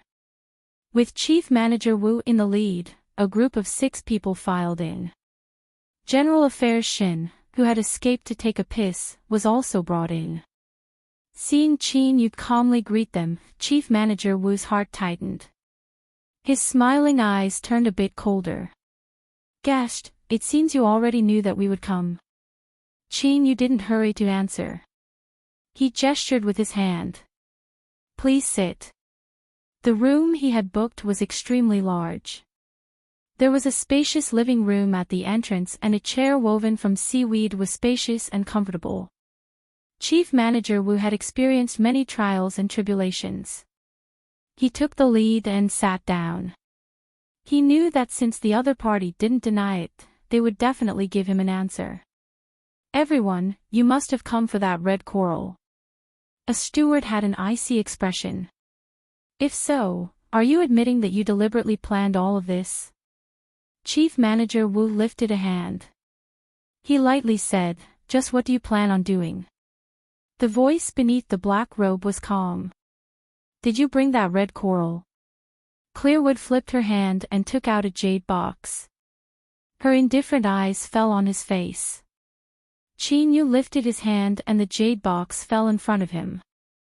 Chief Manager Wu's eyes widened. Grasping something from the void was something that anyone at the Foundation establishment realm could do. It wasn't anything at all. But what was difficult was that from beginning to end, there wasn't even the slightest bit of aura being emitted. This sort of marvelous control of strength was what truly left one in awe. Qin Yu opened the jade box, revealing the nearly dead coral within. "I presume that everyone here has already ordered people to carefully examine it, and perhaps even tried it yourself, so you should be well aware of the condition of this coral. I only have one question. Does Sea Spirit Pavilion have a way to revive it?" As these words fell into their ears, it was like naked ridicule. If there was a way to revive it, why would they appear here? The several sea folk stewards had gloomy expressions, as if they wanted to eat someone alive. Chief Manager Wu remained expressionless. "Why do you ask a question you already know the answer to?" Qin Yu smiled. His fingers brushed over the red coral. "I can." These words came without a head or tail, leaving the several people startled. But as they connected it to the previous conversation, their complexions changed. They stared straight at Qin Yu, their eyes incomparably sharp, as if they could pierce through his body. Chief Manager Wu sucked in a breath. "Just what do you mean?" Qin Yu stood up. He gestured with his hand. "Tomorrow at this time, I ask that everyone come again. It won't be too late to speak at that time." Clearwood suddenly said, "All right, then we will disturb you again tomorrow." Chief Manager Wu had a thoughtful look. He looked deeply at her. "If so, then I won't bother you any longer." They boarded a carriage in the inn's inner courtyard. After driving for a long time, a steward sneered, "Everyone, do you really believe that this person can revive that red coral?" Chief Manager Shin shook his head. "I personally saw it. It is indeed a natural exhaustion of vitality. Unless there is a heaven-defying treasure that can prolong it, the coral will die. Disregarding how rare and precious a heaven-defying treasure is, even if this person had one, he would only be crazy to use it on this coral."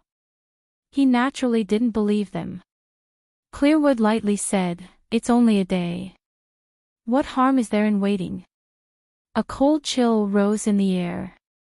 Chief Manager Wu order people to seal off the inn. At this time tomorrow, not a single fly is allowed to leave. I want to see just what this black-robed guest is trying to do. The people involved were temporarily quarantined. In addition to the timely handling of the matter, news of the Supreme Book's accident was sealed off and didn't spread out. Everything was calm as usual.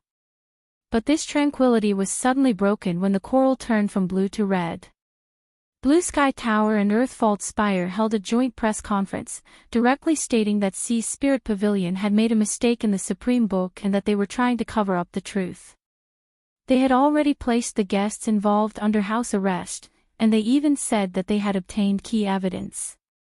As Chief Manager Wu looked at the images transmitted from the scene and saw the solemn expressions of his two enemies, he smashed his beloved teapot to the ground. Chapter 131. This is the network that provides you with wonderful novels to read. The chief manager was enraged.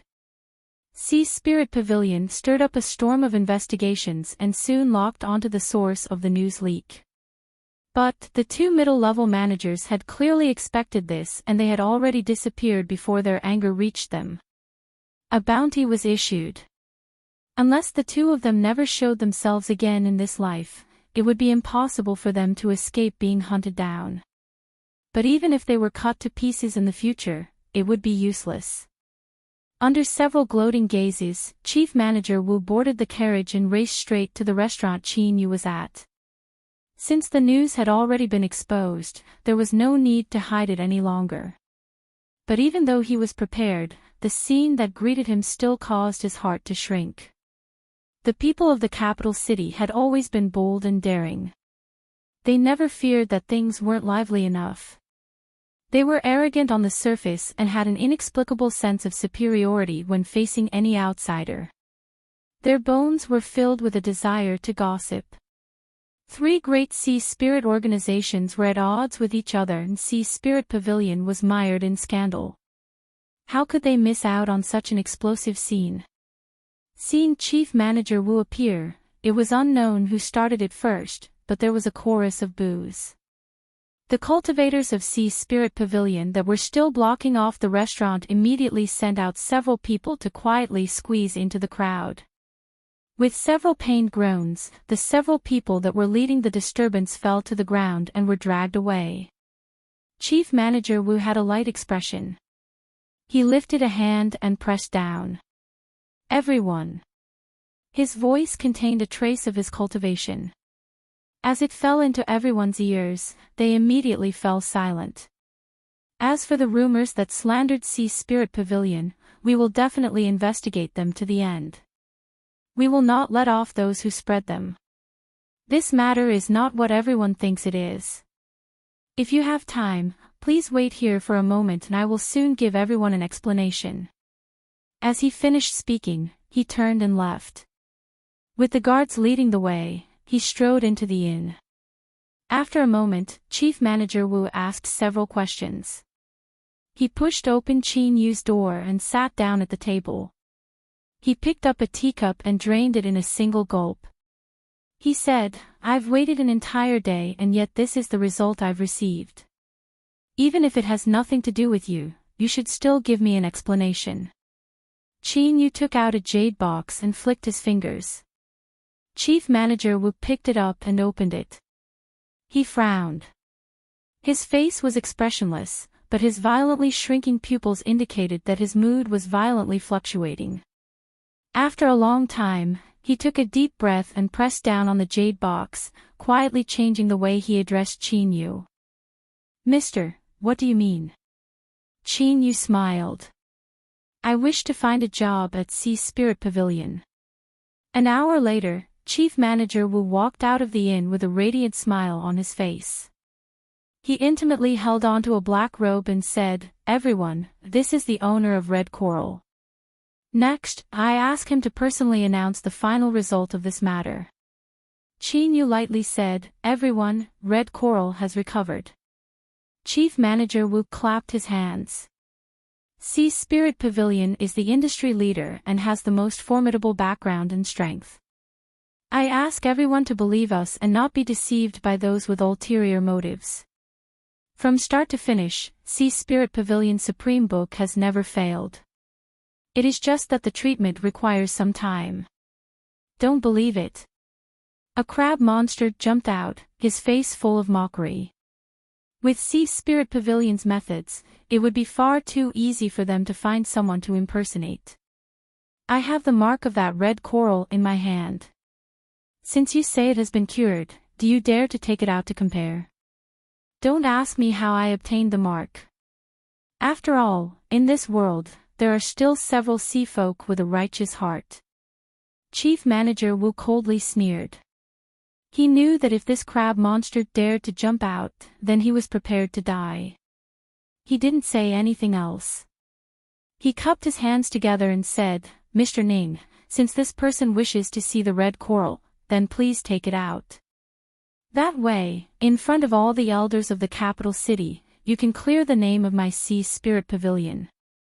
The crab monster that jumped out was immediately left dumbfounded. The script wasn't right.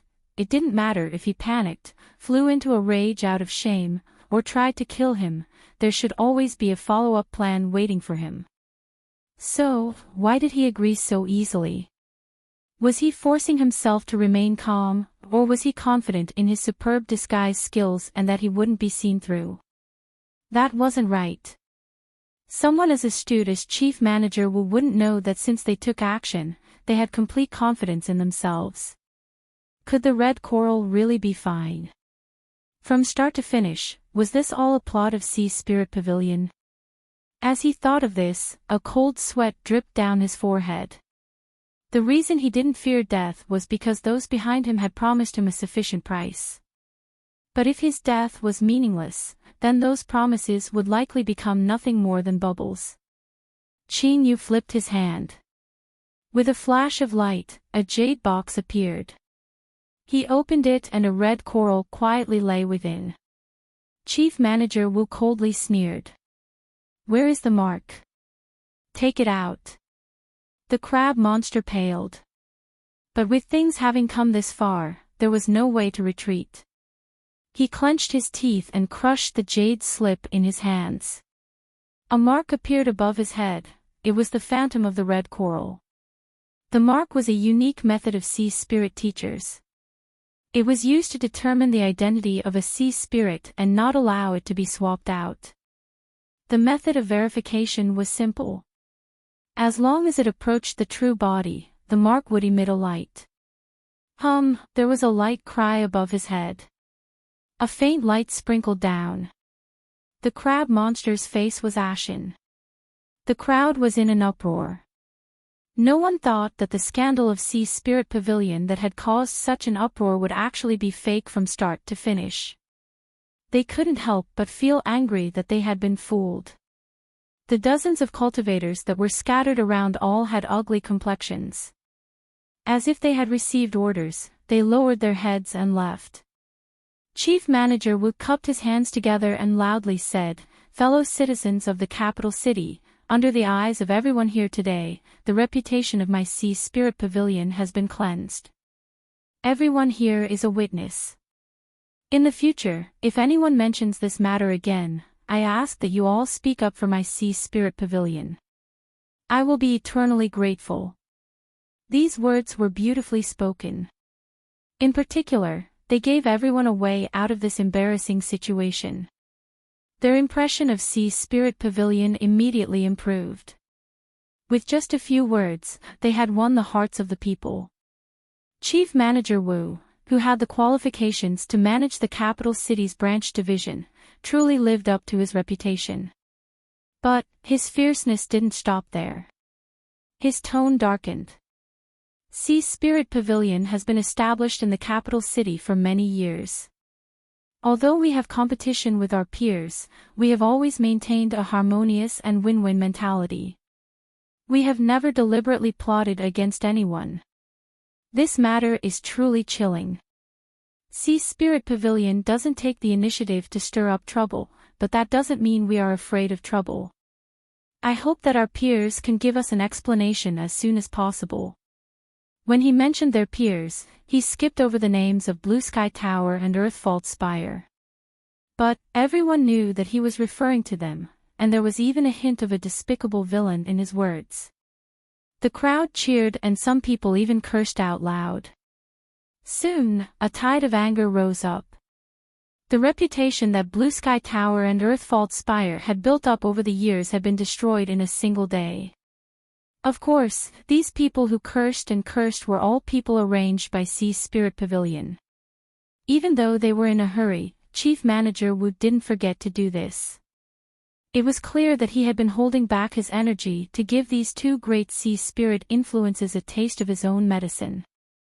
The storm had vanished without a trace.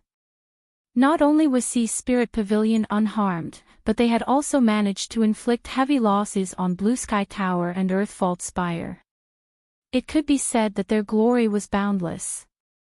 Chief Manager Wu's prestige in the capital city branch division rose to the limit.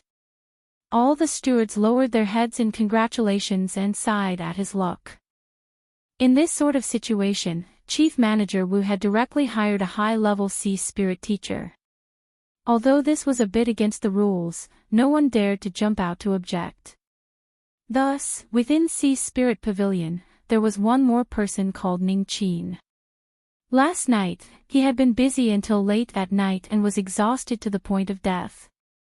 But as he felt the ghostly blue glow of the coral, Leon couldn't fall asleep. He sat up and rubbed his temples. He forced a smile and stretched his aching back. Then, he pushed open the door and walked out. Several days ago, Sea Spirit Pavilion had been mired in a scandal. Although they had managed to avert the disaster and put up a beautiful ambush, according to a careful investigation afterwards, it was discovered that the reason the two middle-level managers were able to smoothly obtain the red coral mark was because of several assistant sea spirit teachers. Perhaps they didn't know why the two of them had asked for the red coral mark, but the result wasn't any different. Those unlucky fellows hadn't appeared for a long time, or perhaps they wouldn't appear in front of others ever again. At the same time, Sea Spirit Pavilion strengthened the management and audit of the assistant sea spirit teachers. This was because they suddenly discovered that these small characters that they hadn't paid much attention to before actually possessed such a formidable destructive ability. Leon's days had been extremely difficult. He worked as hard as he could, fearing that he would be washed away. Not to mention that becoming an official sea spirit teacher was his dream since he was a child, but it was also his late father's greatest hope. Right now, Sea Spirit Pavilion was his family's only source of income. With his mother's illness and his little brother's daily needs, he couldn't afford to lose this job. He hoped that he could overcome this crisis. As he was lost in thought, he heard several coughs coming from the backyard, accompanied by low whispers. Leon frowned. His mother's health hadn't been good, and yet she still hadn't slept. He quickly walked to the backyard. Although this was the backyard, it was only a small space that had been divided up. Several low-level sea monsters that weren't able to take human form were raised here. One of them was Leon's little brother, a beautiful seabed koi. At this time, he was lying in his mother's arms, his pure eyes wide open. His mother was still young, but her hair was already white. Her rough hands gently stroked his scales. "Leon, your big brother is working very hard. He has already done his best, but he still hasn't been able to gather enough to send you into the manifestation pool. I hid your age from him and told him that next year was the deadline, but tomorrow is the deadline. Don't blame me, I can't force your big brother too much. He is still a child, so how can he withstand it? If you want to blame someone, blame me. It's because I'm useless and have no ability. Don't blame your father either, he has already done his best for us three." Leon couldn't hear the following words. He covered his mouth so that he wouldn't make a sound. When he returned to the front yard, tears streamed down his face. The manifestation pool was an altar that could only be set up in a large city of the sea races. After paying a fee, it could help a sea monster transform into a human form. This sort of transformation would exhaust the little remaining monster strength in a sea monster's body, and they could only remain an ordinary sea monster for the rest of their lives, unable to take even half a step out of the city. But for low-level sea monsters, this was the only way they could take human form. The reason Leon was able to become a human was because his father had exchanged his life for the pension. Now, it was Leon's turn. Once he exceeded the age limit, the manifestation pool would lose its effect. Without accident, Leon would only be able to maintain his original form for the rest of his life. And the capital city limited the number of low-level sea monsters. In other words, if Leon couldn't transform, he would soon be expelled from the capital city. Leon, his cute little brother, was still so young. He had been living in the capital city the entire time, so how could he adapt to the terrifying environment outside? If he left the capital city, his only fate would be death. Leon clenched his teeth, a firm look in his eyes. No matter what, he couldn't watch helplessly as his little brother died. There was still one day left. He had to do something. Chapter 132. As usual, Leon set off an hour earlier than usual. When he greeted his mother, his expression was calm and did not reveal the slightest abnormality. After many years of hardship, the sea race youth not only had a sunny smile, but also a sufficiently tough will. He walked all the way to see Spirit Pavilion's capital city branch division. As he looked up at the imposing 9-layer building, Leon's eyes flashed with longing. He took a deep breath and entered through the small door. After changing into his work clothes, he stood in front of a mirror and carefully tidied himself up. Then, he began to clean up the workshop. Of Lord Grindstone's 7 assistants, he was the one with the least foundation.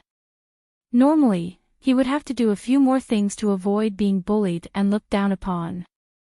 After the basic cleaning was completed, it was almost time for work.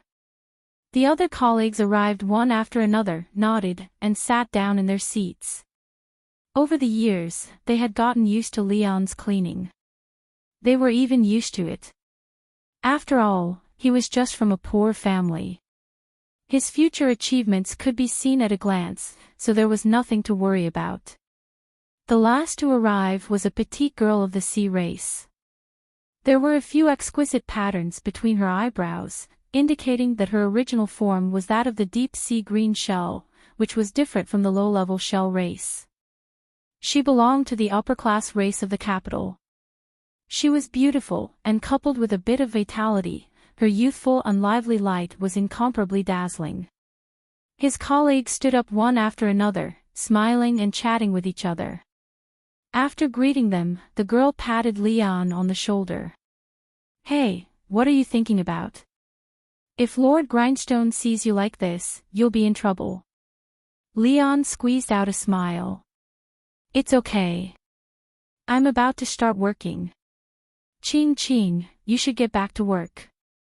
As he spoke, he unconsciously looked toward the door. Ching Ching frowned. "Are you waiting for someone?" "Yes." Leon was absent-minded. The girl was suddenly a bit worried. The lower-level sea folk liked to arrange their children's marriages early so that the next generation could be born. Could it be that Leon, this blockhead? Before she could think further, Leon suddenly walked out. Ching Ching subconsciously screamed, "Don't go." Her voice was sharp and startled everyone. They didn't expect that she, who was usually gentle, would actually hide such a side. Grindstone coughed and reprimanded, "You're about to go to work, yet you're making such a big fuss. Hurry up and get to work." Seeing that Leon was waiting for him, Ching Ching stuck out her tongue, lowered her head, and quickly walked back to the workbench. Her little ears pricked up, curious as to what that blockhead was going to do. Was he trying to flatter Lord Grindstone and express his loyalty? I've taught him so many times. Is there any effect? Grindstone turned around. "What are you standing there for?" He was reprimanding him, but his tone and attitude were completely different.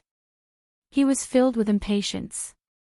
Leon subconsciously shrunk his neck, braced himself, and said, "Lord Grindstone, I have something to ask of you." "Can you?" Grindstone frowned. His eyes flashed and he faintly said, "Follow me." He pushed open the door and walked in. The 6 assistant sea spirit teachers were all surprised. When did Leon have such courage? He actually dared to request a private conversation. Truly, a scholar who has been away for 3 days should be looked at in a new light. Ching Ching beamed with joy. She thought that this blockhead was finally enlightened. If he could obtain the appreciation of Lord Grindstone and she helped him in secret, then perhaps he could become a middle-level sea spirit teacher within 5 years. At that time, he would have the qualifications to propose marriage to her father. Although it was a little lacking, as long as she insisted and with her mother's help, she should be able to get him to agree. She was thinking too far ahead. She blushed. This damned blockhead, it had been almost 2 years and yet he hadn't discovered anything at all. Thinking of this, she cried out in anger. Did she really think that she, a girl, had to take the initiative to ask for something like this? As she was lost in thought, she was suddenly awakened by a loud roar. She looked up towards Lord Grindstone's workroom. The door was flung open. Lord Grindstone's face darkened. He coldly said, "Do you want me to repeat myself?" "Leon, you have been fired. Leave immediately." Leon was dazed. He opened his mouth as if he wanted to say something else, but then he turned and left. "What are you looking at? If anyone doesn't work hard and thinks about unrealistic things all day, then just be like him." Lord Grindstone slammed the door shut. He returned to his comfortable chair and the anger on his face receded like a tide. He picked up an exquisite shell and said, "Help me connect to number 177. Soon, the connection was connected. A woman's graceful voice sounded out from the other side. "Who is this?" Lord Grindstone smiled, his face full of wrinkles. "Madam Ching, how do you do? I am Sea Spirit Pavilion's Grindstone. The matter you asked me to do last time has been completed." The woman on the other side nodded.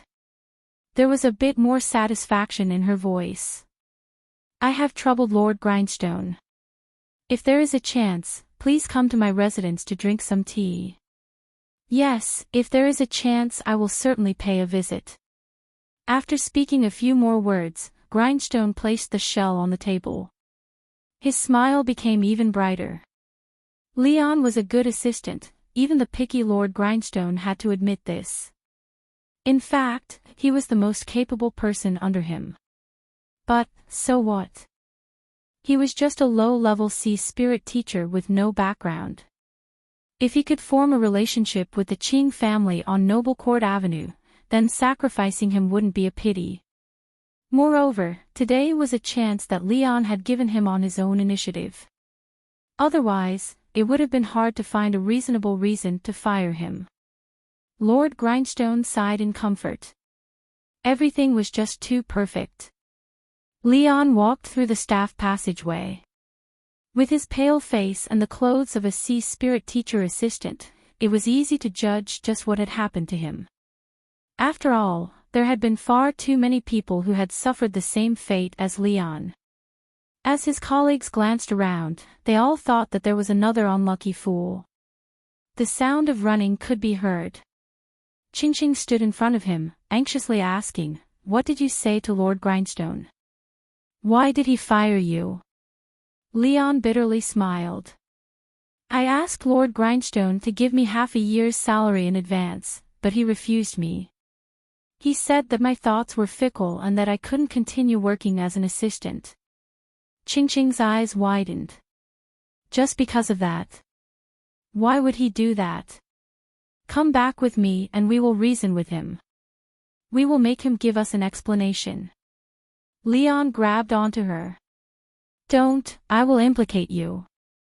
Ching hatefully said, "Blockhead, do you think I will be afraid? At worst I will just change places and continue working." Leon's face flushed red. Ching, what do you want to say?" "Leon, we are friends. If you encounter any difficulties just tell me and I will do my best to help you." Leon's face flushed red. He hesitated for a long time and then quietly said, "If possible, I would like to borrow some money. It isn't a small amount, but you can rest assured that I will write an IOU and slowly pay you back in the future." Ching rolled her eyes at him. "I agree. How much do you want?" "Ah." Leon's eyes widened. He couldn't believe that she had agreed to lend him money without even asking. Although he knew that she came from a good background and perhaps didn't care about money, his heart was still filled with gratitude. Just as he was about to speak, a gentle and graceful woman's voice sounded out. Her reprimanding tone contained a trace of doting love. "Ching, you should be serious about your work. Why are you still playing outside at a time like this?" Ching revealed a surprised expression. "Mother, why are you here?" She didn't know why, but as she looked at Leon in front of her, she felt flustered and her face flushed red. The woman's clothes were simple and there were only a few simple accessories on her. But, as she was calm and composed, exuding the aura of a noble woman, she smiled and said, "What? Since you are working at Sea Spirit Pavilion, can't your mother come here to take a look?" "No, that's not what I meant." All right. After all, it is still work time and it isn't good for you to be here. Those that don't know might think that our Qing family's daughter isn't well educated. Go back to work. Your mother heard everything just now, so I will do a good job." As she spoke, she winked at her daughter. Her well-maintained face was as bright and beautiful as a young girl's, and there was even a hint of playfulness to it. After receiving her mother's signal, although Qingqing was still a bit worried, she thought about the current situation and how awkward it would be if they stayed together. She nodded and agreed. Before leaving, she didn't forget to tell Leon to relax and that things would definitely be resolved. Seeing this, Madame Qing sighed inwardly, but she didn't reveal anything on her face. She smiled and said, "Leon, right? Qingqing has mentioned you to me before. Come, have a meal with Auntie." Amidst countless surprised and envious eyes, the two left Sea Spirit Pavilion and boarded a luxurious carriage. Although it looked luxurious from the outside, it was the inside that was truly extravagant to the extreme. Leon worked at Sea Spirit Pavilion, so he had some eyesight. As he glanced around, he saw that some of the little trinkets and accessories were so expensive that he wouldn't be able to afford them in his entire life.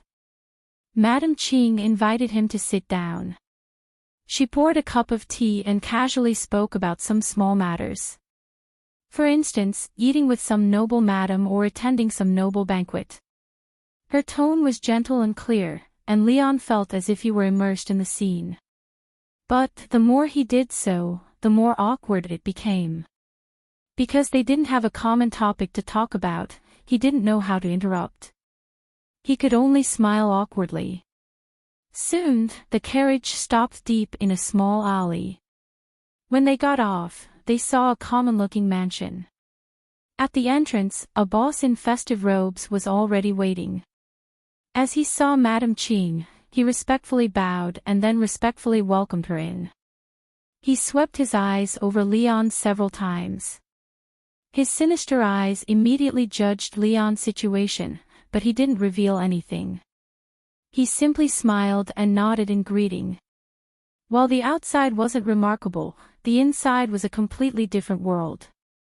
The entire area was connected together, and every dining area was a beautiful and magnificent mansion. When they arrived, the boss apologized and bid his farewells. Someone naturally led them into the main hall to drink some tea. Delicious dishes exuded an alluring fragrance as they were carefully delivered by beautiful maids. Leon couldn't help but glance at them. He was curious as to how they were able to walk around so silently. Madame Qing smiled. "Let's sit." Leon swore that in his life, he had never eaten such delicious food before. At such a large round table, only the two of them sat.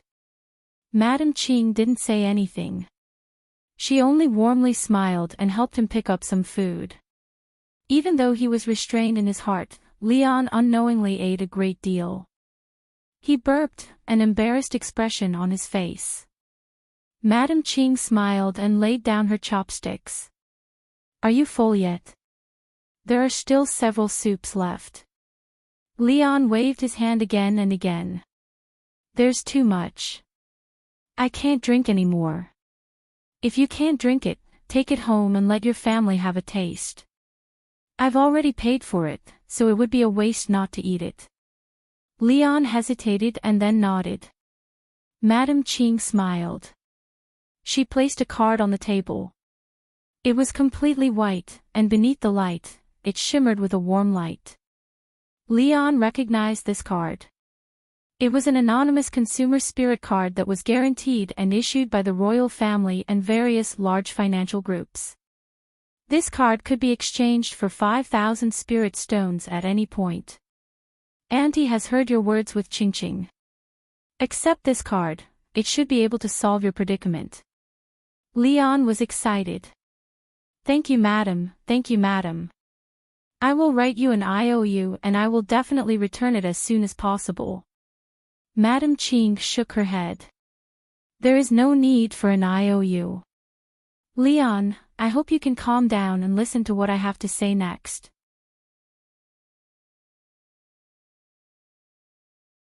Chapter 133.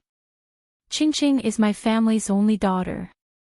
Not only does she have her own happiness, but she also carries the glory and disgrace of the entire family on her shoulders. The future of thousands of people all depends on her. So, no matter how much her father and I love her, there are some things that we cannot allow her to do as she pleases. Leon, I don't oppose you being together nor do I look down on you. But, from the moment you were born in different worlds. As I told you along the way, eating here is a normal matter for Qingqing, but you have never come into contact with it. You and I have no topics of conversation, and neither do you and Qingqing. Even if you were to walk together, you might not be happy. So, the reason I came to find you today is because I hope that you can accept these spirit stones and then stay away from Qingqing. Perhaps she might be sad for a moment or confused, but believe me, Qingqing will soon get better and she will have a beautiful future. Leon lowered his head.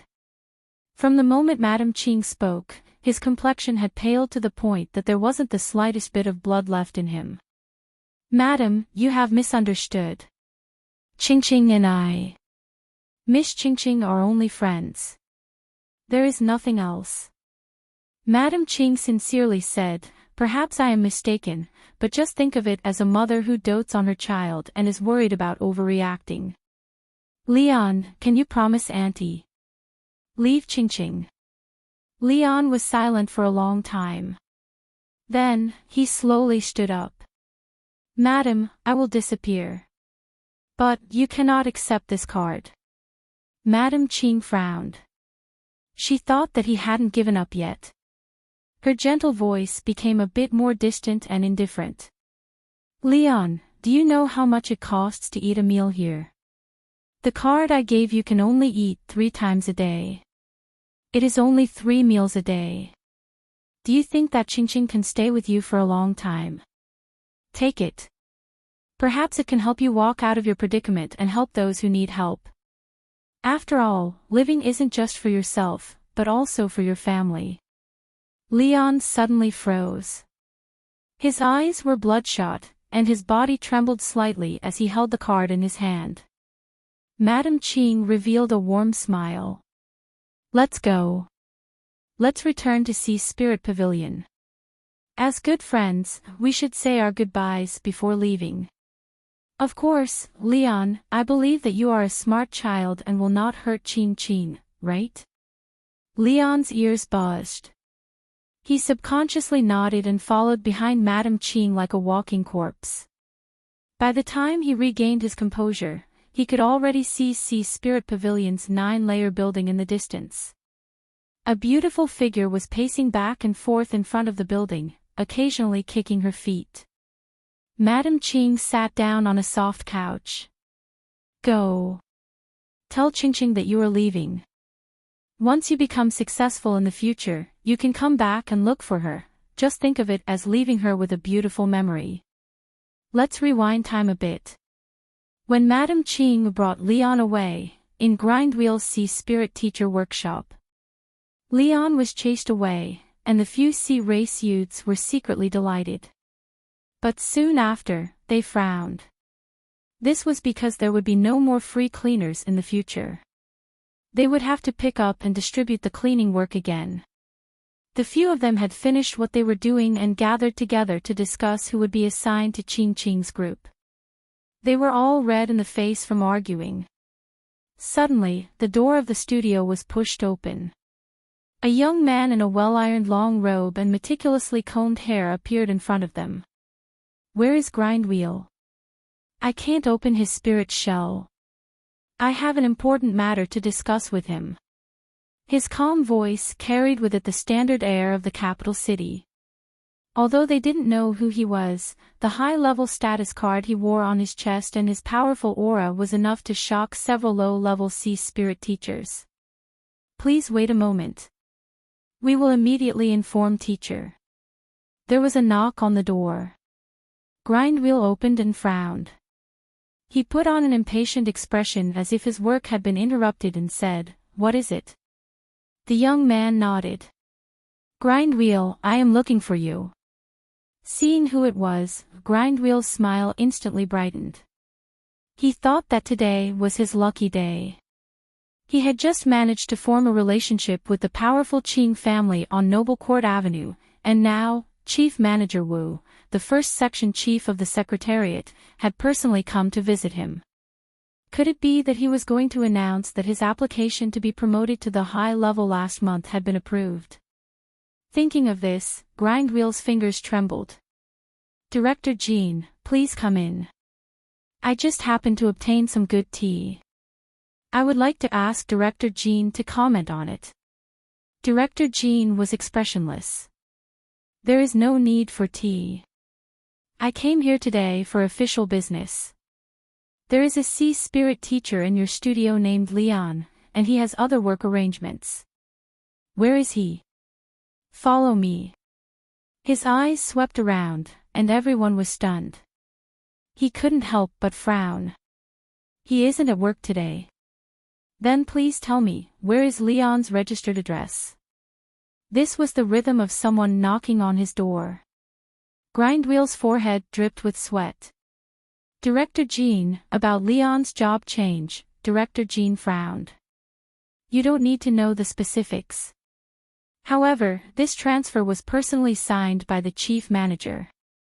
You had best hurry, I still have to go back and report." For the chief manager to personally sign it, one didn't need to use their knees to know that this was extraordinary. Grindwheel's face paled. He squeezed out a smile. "Leon is my most valued assistant, but since this is an order from the chief manager, I will definitely let him go. But, he has been assigned to do something. Director Jean, please go back and report first. Once he returns, I will personally send him to report." Director Jin's eyes flashed. He sensed that something was wrong.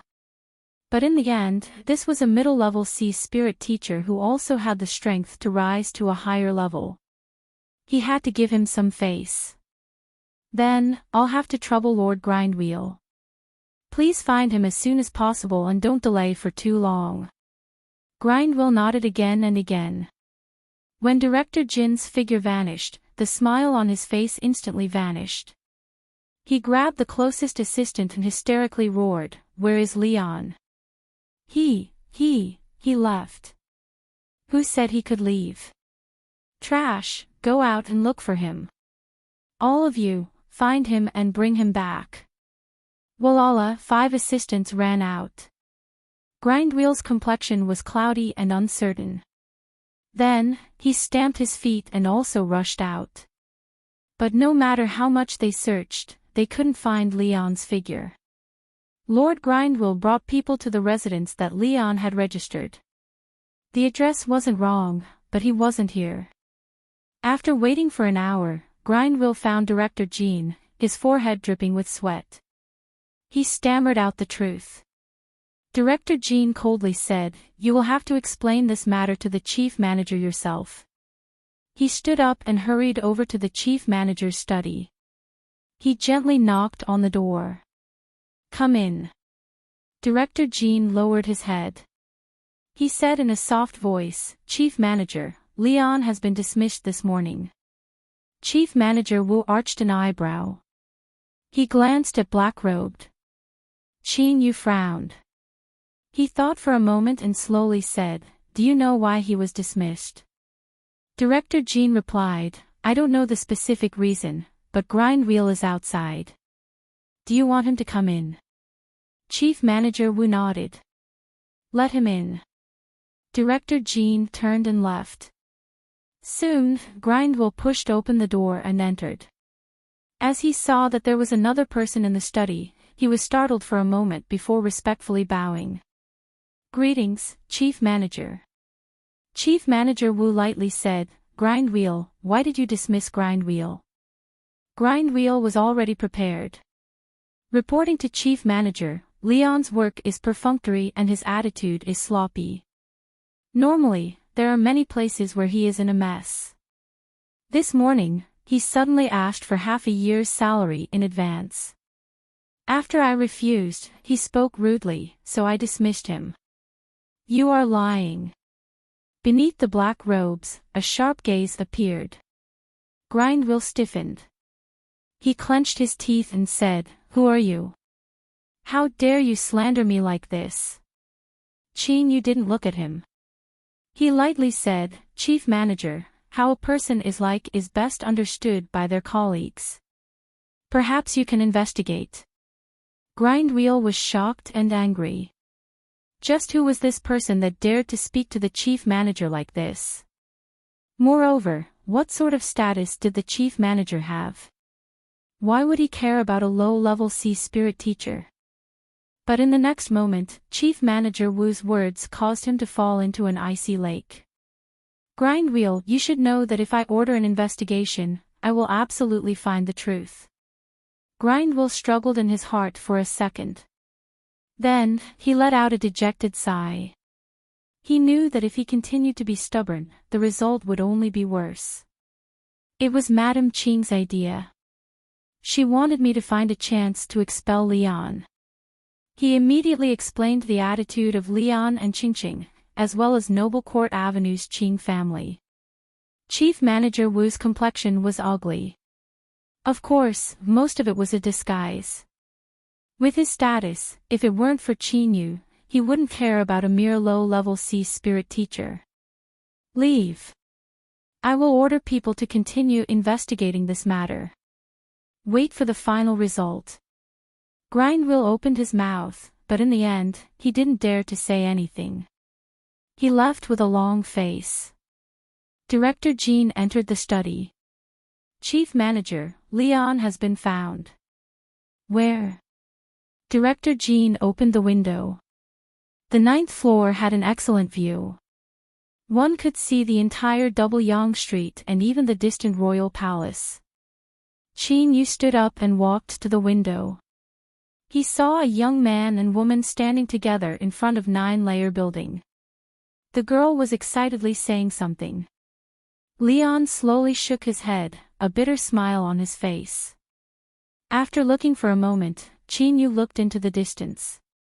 A luxurious carriage that had been hidden in a blind spot appeared in his line of sight. He never thought that just because he wanted to help Leon, he would actually see such a melodramatic and realistic scene of a couple being separated. Chief Manager Wu walked to the side. He looked around, a thoughtful look on his face. Qin Yu had a helpless expression. This fellow Leon, I don't know what stimulated him, but he actually said his goodbyes and left. What a stupid boy. Chief Manager Wu's eyes flashed. Mr. Qin was able to hear them from such a distance? What were they talking about? Qin Yu said, "It's nothing. It's just that my 5 senses are a bit stronger than normal," he casually said. Chief Manager Wu smiled and didn't ask any further.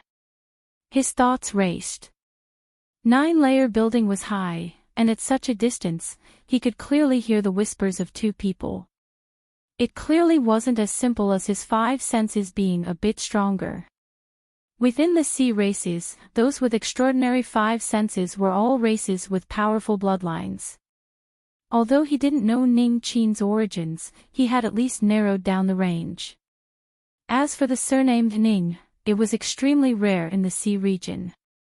It should be a disguise. This Ning Qin was truly incomparably mysterious and unfathomable. But Leon should be a breakthrough point. Perhaps he could use him to investigate Ning Qin's origins. Of course, this matter had to be carried out in secret. It couldn't be discovered. Without realizing it, Chief Manager Wu's heart had become even more cautious.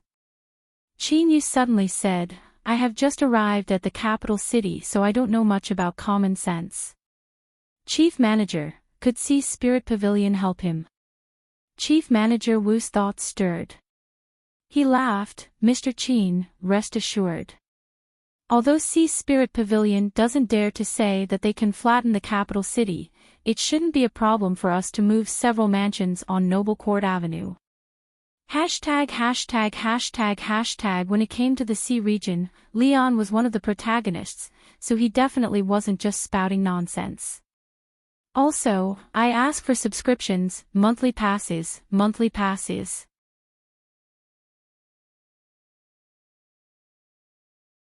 Chapter 134. Leon was saying his goodbyes to Qingqing. He wasn't a true blockhead, so he could certainly feel the feelings this girl had for him. It was just that he felt inferior, and the gulf between them made it so that he didn't dare to express anything. He could only pretend to be ignorant. But today should be the last time he saw her. Leon's heart ached. He tried to control the urge to cry and pulled her into his arms. Not too far away, two slender and sharp-eyed sea mantis youths frowned, a faint chill in their eyes. They turned to look at the carriage. Madame Qing was watching this, her expression calm. It's understandable for the young to be a bit impulsive. Consider this their final farewell. But after this, observe him for a period of time. If he does anything too extreme, he can be dealt with accordingly. The steward stood outside the carriage. He wore a new style of robes that separated his clothes and pants. He respectfully nodded. Leon took a deep breath, as if he would forever remember this girl's scent. He let go and was about to leave, but at this time, there was a sudden uproar behind him. Outside the main entrance of 9-layer building, countless people surged out. The reception consultants that maintained order all had excited looks on their faces. Chief Manager Wu stepped out. He nodded to the guests, a warm smile on his face. He was the master of Sea Spirit Pavilion's Capital City Branch Division. Even in the capital city that was filled with dignitaries, he was still a high and lofty figure. But at this time, what attracted the most attention was the tall and upright black-robed figure standing next to him. He walked alongside Chief Manager Wu. Although his figure was shrouded in the crowd, his every movement was free and confident. Without a doubt, he was also a great figure. Leon was stunned. As he looked at the tide of people surging towards him, he was a bit stunned. Qingqing reacted faster.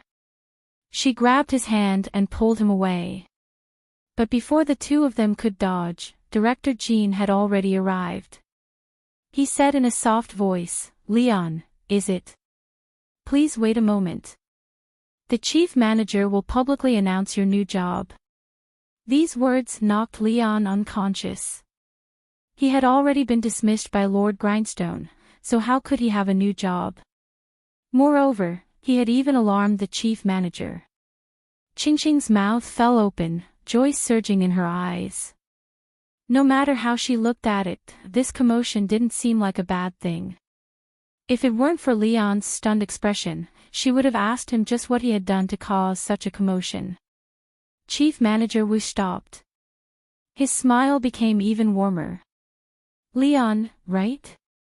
On behalf of the Capital City branch, I announce that what happened before was only a misunderstanding. If you are willing, you can join Mr. Ning's team." As he finished speaking, he looked around. "Here, I will also announce some important news. Sea Spirit Pavilion has obtained another high-level Sea Spirit teacher. That is Mr. Ning." Although high-level Sea Spirit teachers were respected, they didn't have the qualifications to have Chief Manager Wu introduce them so seriously.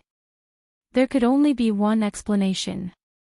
This Mr. Ning was extremely strong, so strong that even with his status, he had to show enough respect. Countless gazes were filled with respect, but when their gazes landed on Leon, it turned into deep jealousy and envy. Behind him, on the 9-layer building, countless windows were opened. As the Sea Spirit teachers looked at the stunned Leon, they roared in their hearts.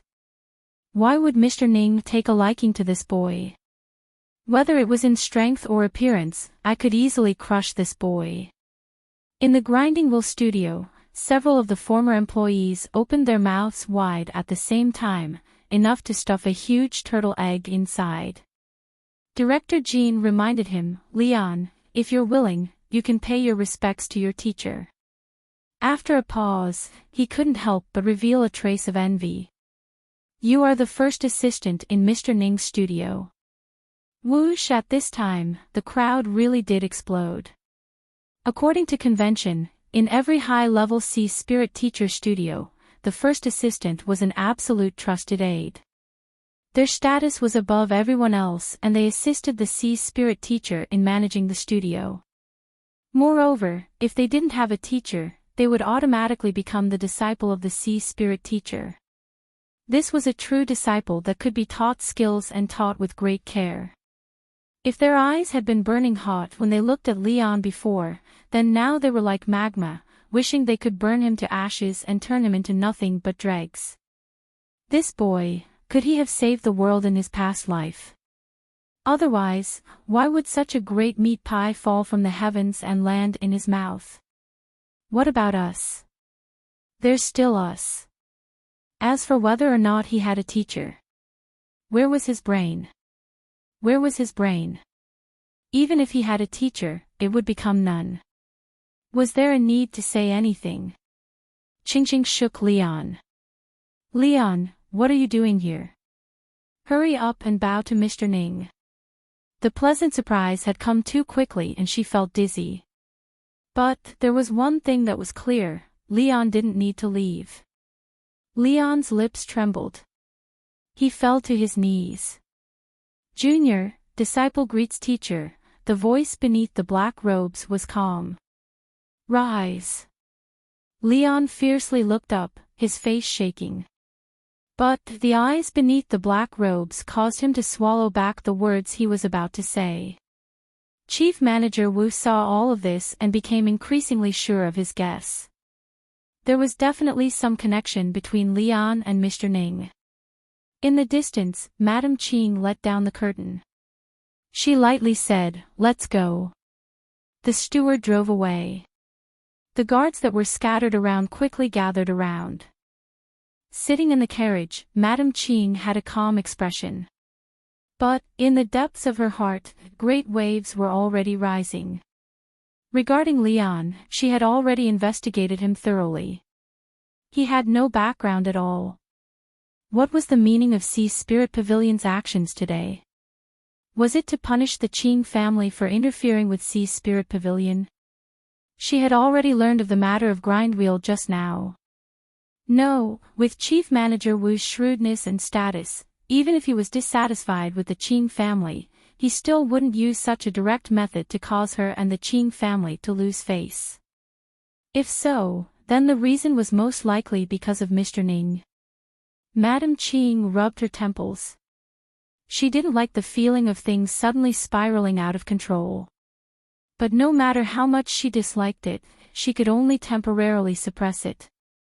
The Qing family had the qualifications to live on Noble Court Avenue, so their strength was naturally tyrannical. They also had a faint understanding of C-Spirit Pavilion's background. Thus, she could only slowly investigate and make further plans. That night, the Qing family held an extremely high-standard family banquet. An invitation was sent to Chief Manager Wu's desk, but he used the excuse that he was busy and ordered someone to deliver a message. The content was simple. Leon's matter was a transfer of internal work within C-Spirit Pavilion and was considered a normal matter. There was no intention of targeting the Qing family. Madame Qing and her husband revealed helpless expressions. If they really believed these words, then they would be fools. This was a story to be told in the future. Leon bid his farewells to the incomparably excited Qingqing and followed Mr. Ning into C-Spirit Pavilion. The usually arrogant female employees all retreated to the side, bowing their heads in respect. Along the way, Leon received many fiery gazes. Unfortunately, his mind was filled with apprehension and he didn't have the mood to savor them. The newly organized workroom was fully furnished and furnished. The work table emitted the faint smell of glue. It was clear it had never been used before.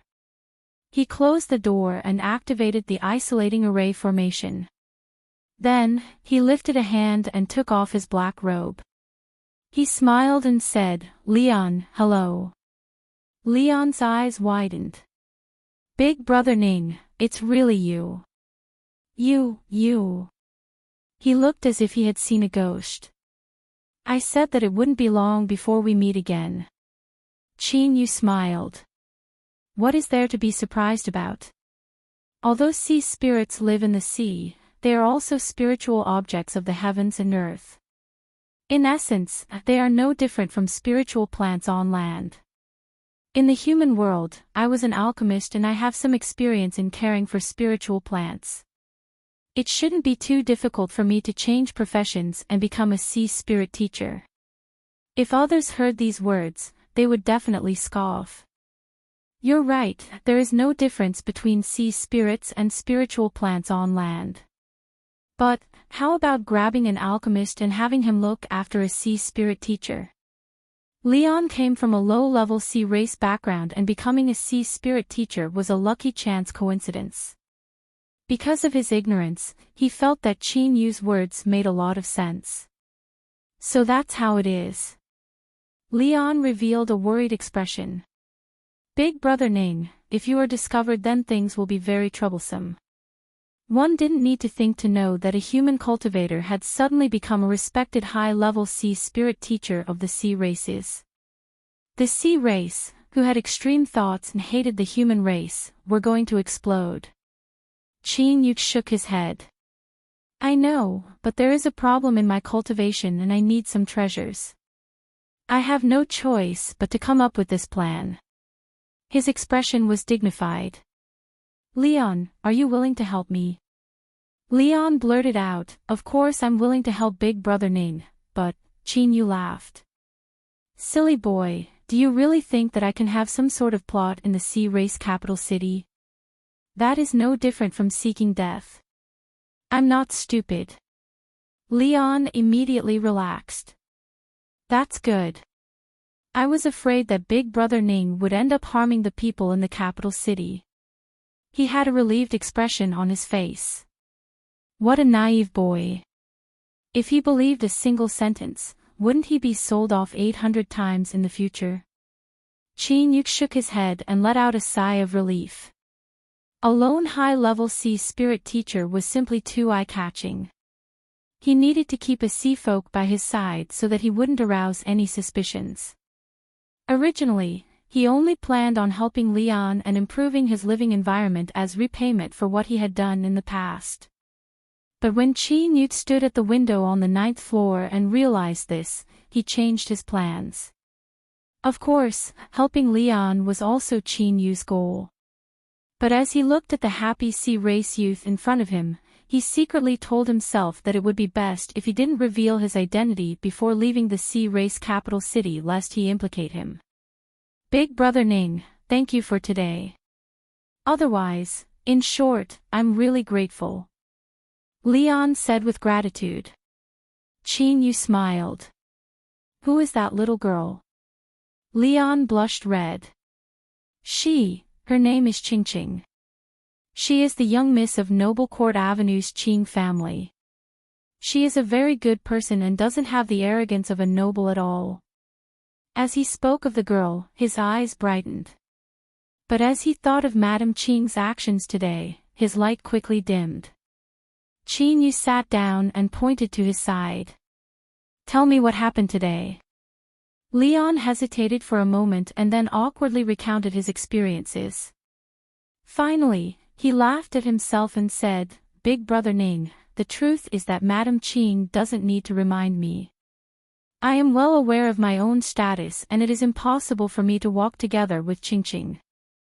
If I can stay here and occasionally look at her from afar, I will be satisfied." Qin Yu thought for a moment and then took out a black card. "No matter what happens in the future, return the Qing family's spirit stones first.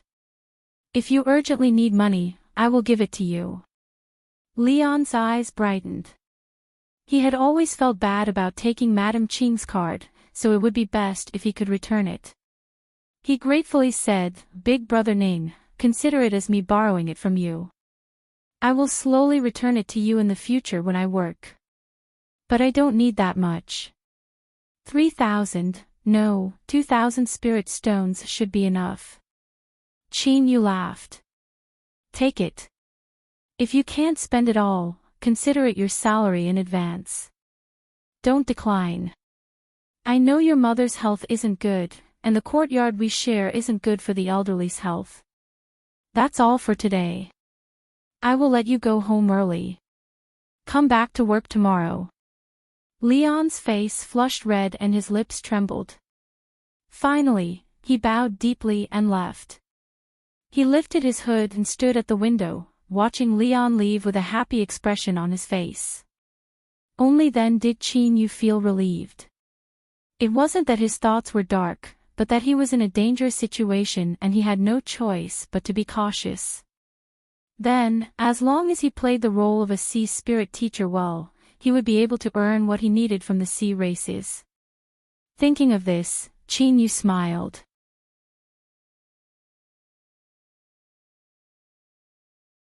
Chapter 135. Genius in a Second. Remember. Go. To provide you with wonderful novels to read. The arrival of every high-level sea spirit teacher meant that they would be able to establish a brand new independent workshop.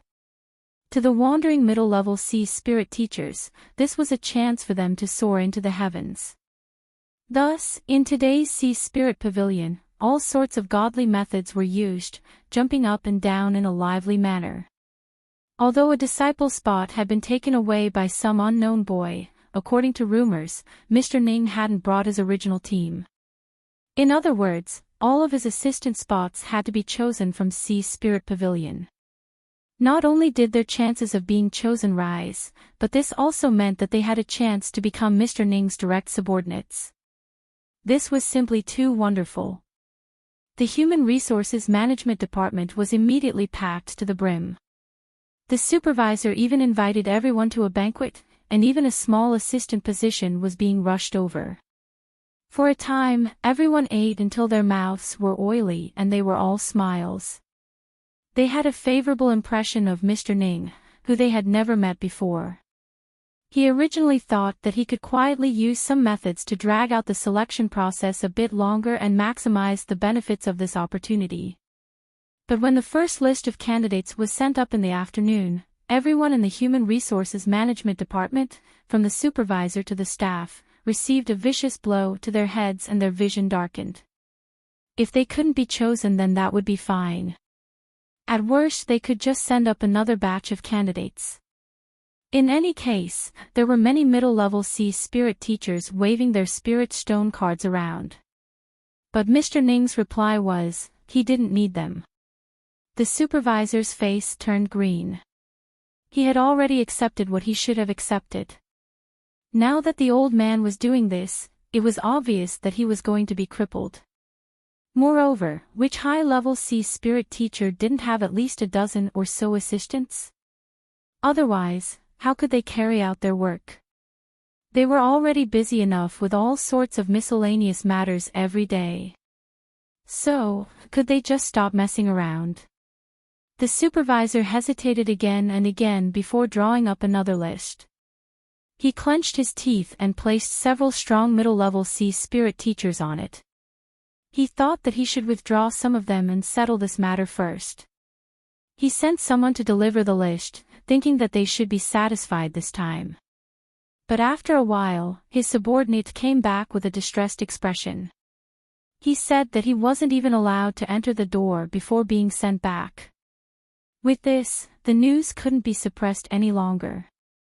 All of the middle-level sea spirit teachers were left dumbfounded. Didn't they say that they didn't have their original team? If they didn't recruit people, how could they carry out their work? Moreover, they had handed over so many benefits and they had eaten them all. Now they wanted to wipe their mouths and pretend that nothing happened? What a joke! The Human Resources Management Department was instantly in a difficult position. The people who were smiling and trying to curry favor with them yesterday were now all gloomy and unfriendly. From the looks of it, this matter would not end without an explanation. When he had received the benefits, he had taken the lion's share. Now that something had happened, he had no choice but to grit his teeth. He took the third list of names that he had carefully drafted and went to find Chief Manager Wu's secretariat. Director Jean, these are all the outstanding Middle Sea Spirit teachers that we have chosen. If Mr. Ning is still not satisfied with them, then there is nothing we can do. Looking at the mournful supervisor, Division Chief Jean took the name list and entered the Chief Manager's study.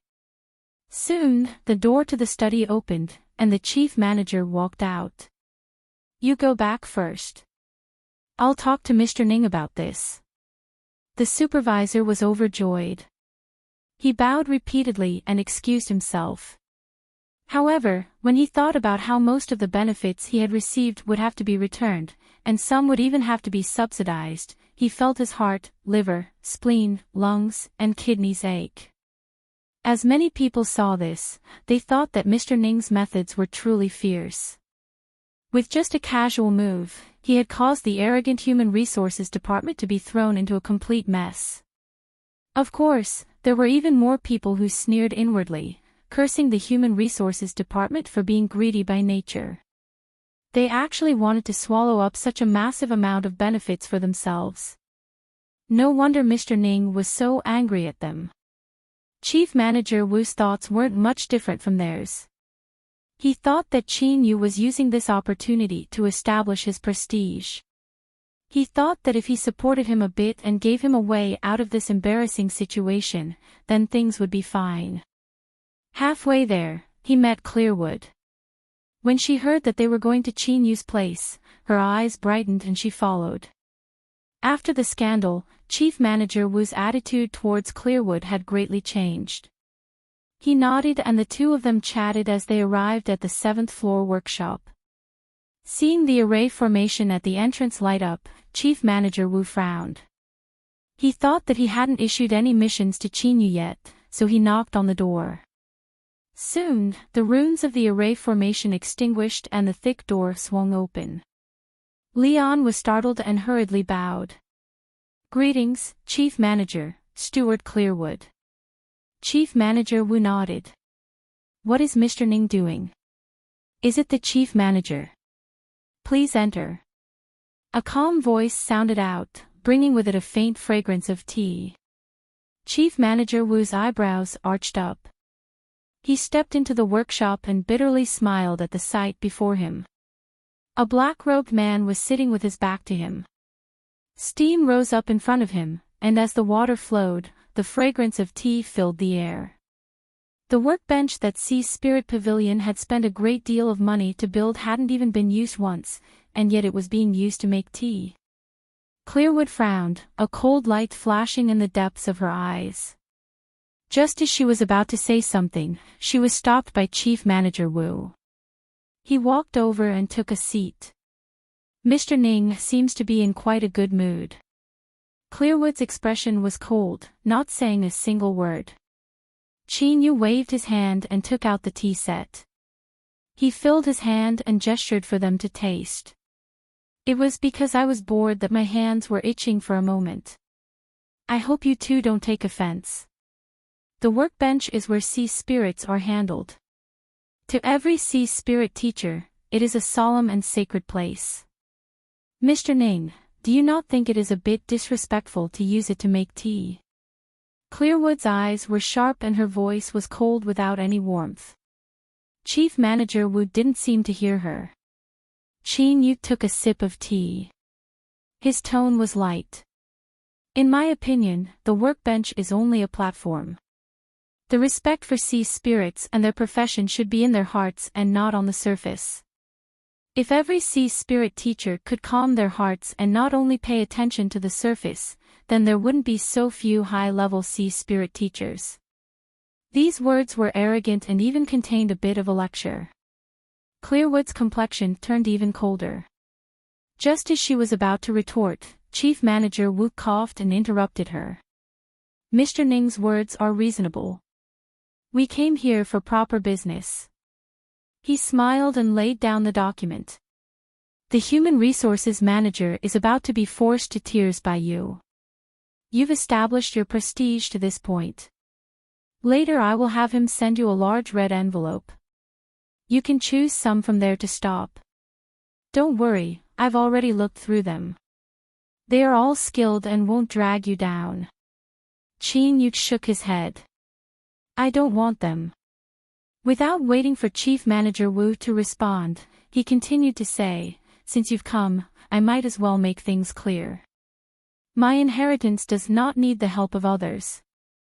Leon is only helping me deal with some miscellaneous matters, so there is no need for these people to come.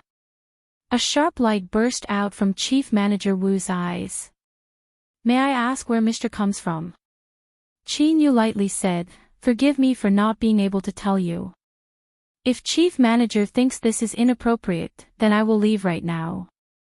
These words were of course false. He had spent so much effort to come here and was just about to reap the harvest, so how could he leave? The key was to express this attitude. Chief Manager Wu was a clever person. He immediately laughed and said that their Sea Spirit Pavilion didn't have a habit of checking people's accounts before changing the topic. Since Qin Yu really didn't need an assistant, Chief Manager Wu spoke a few more words. Once the atmosphere returned to normal, he bid his farewells and left. Clearwood had a cold expression. She looked at Qin Yu from the back of her head. It could be seen that although she was capable, her temper hadn't changed at all. Leon respectfully sent him out. After bowing, he closed the door with a bang, and the runes of the array lit up. Seeing Clearwood's ugly complexion, Chief Manager Wu put away his contemplative expression. He said, Manager Clearwood, perhaps our Sea Spirit Pavilion has really dug up a treasure this time. I have looked through ancient texts and once saw a record of a certain line of Sea Spirit teachers. They practice their own strength and everything they do has to be done by themselves. He paused for a moment. Seeing Clearwood's puzzled expression, he smiled and said, you might not be able to figure it out, but if I tell you their name, you will understand. This line of Sea Spirit teachers call themselves Sky Spirit beings. They live in seclusion and do not concern themselves with the matters of the outside world. In the records, even if they occasionally step into the outside world, they will hide their identity. Thus, even to this day, no one knows just who a Sky Spirit being is or what race they come from. Clearwood was shocked. Sky Spirit being. Chief Manager Wu's eyes brightened. Saving that coral represents a supernatural ability. He appeared alone in the capital city and hid his true appearance. Moreover, he doesn't need an assistant. If all of this is a coincidence, then it is far too much of a coincidence. Clearwood's expression shook. She thought for a long time. Can you think of a way to determine his identity? Chief Manager Wu looked back.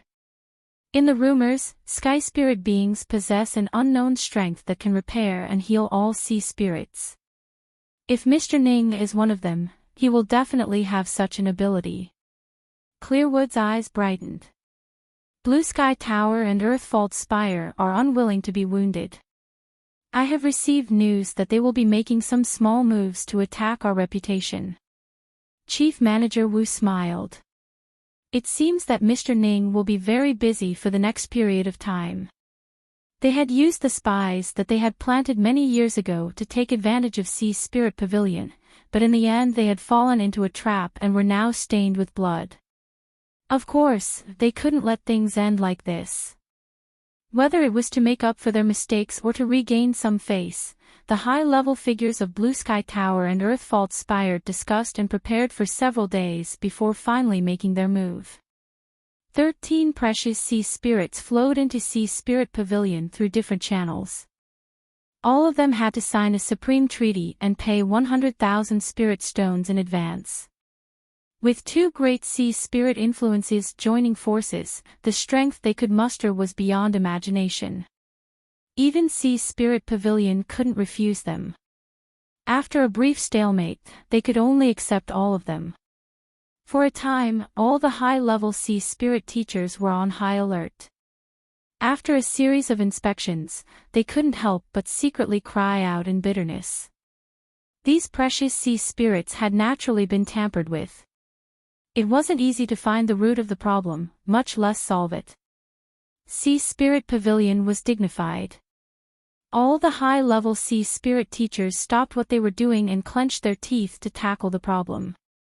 It was normal for the three great Sea Spirit influences to play tricks in the dark, most of them had experienced this before. But this attack was far too fierce. When the 6 high-level Sea Spirit teachers met, they had already begun arguing. They had diagnosed countless problems with the 13 precious sea spirits, but the crux of the problem was that their opinions weren't unified. In fact, they even diverged in different directions. No one could convince the other, so they couldn't come up with a treatment plan. Goldrin fiercely argued with his opponent. His opponent was at a disadvantage and his face flushed red as he blurted out, "If you can't even cure the red coral, what qualifications do you have to argue with me?" These words instantly dealt 100,000 points of critical damage to Grandmaster Goldrin. Before he could even catch his breath, he nearly fainted. He clenched his teeth and nearly stormed away. #######. I thank my daughter Enuo for her support.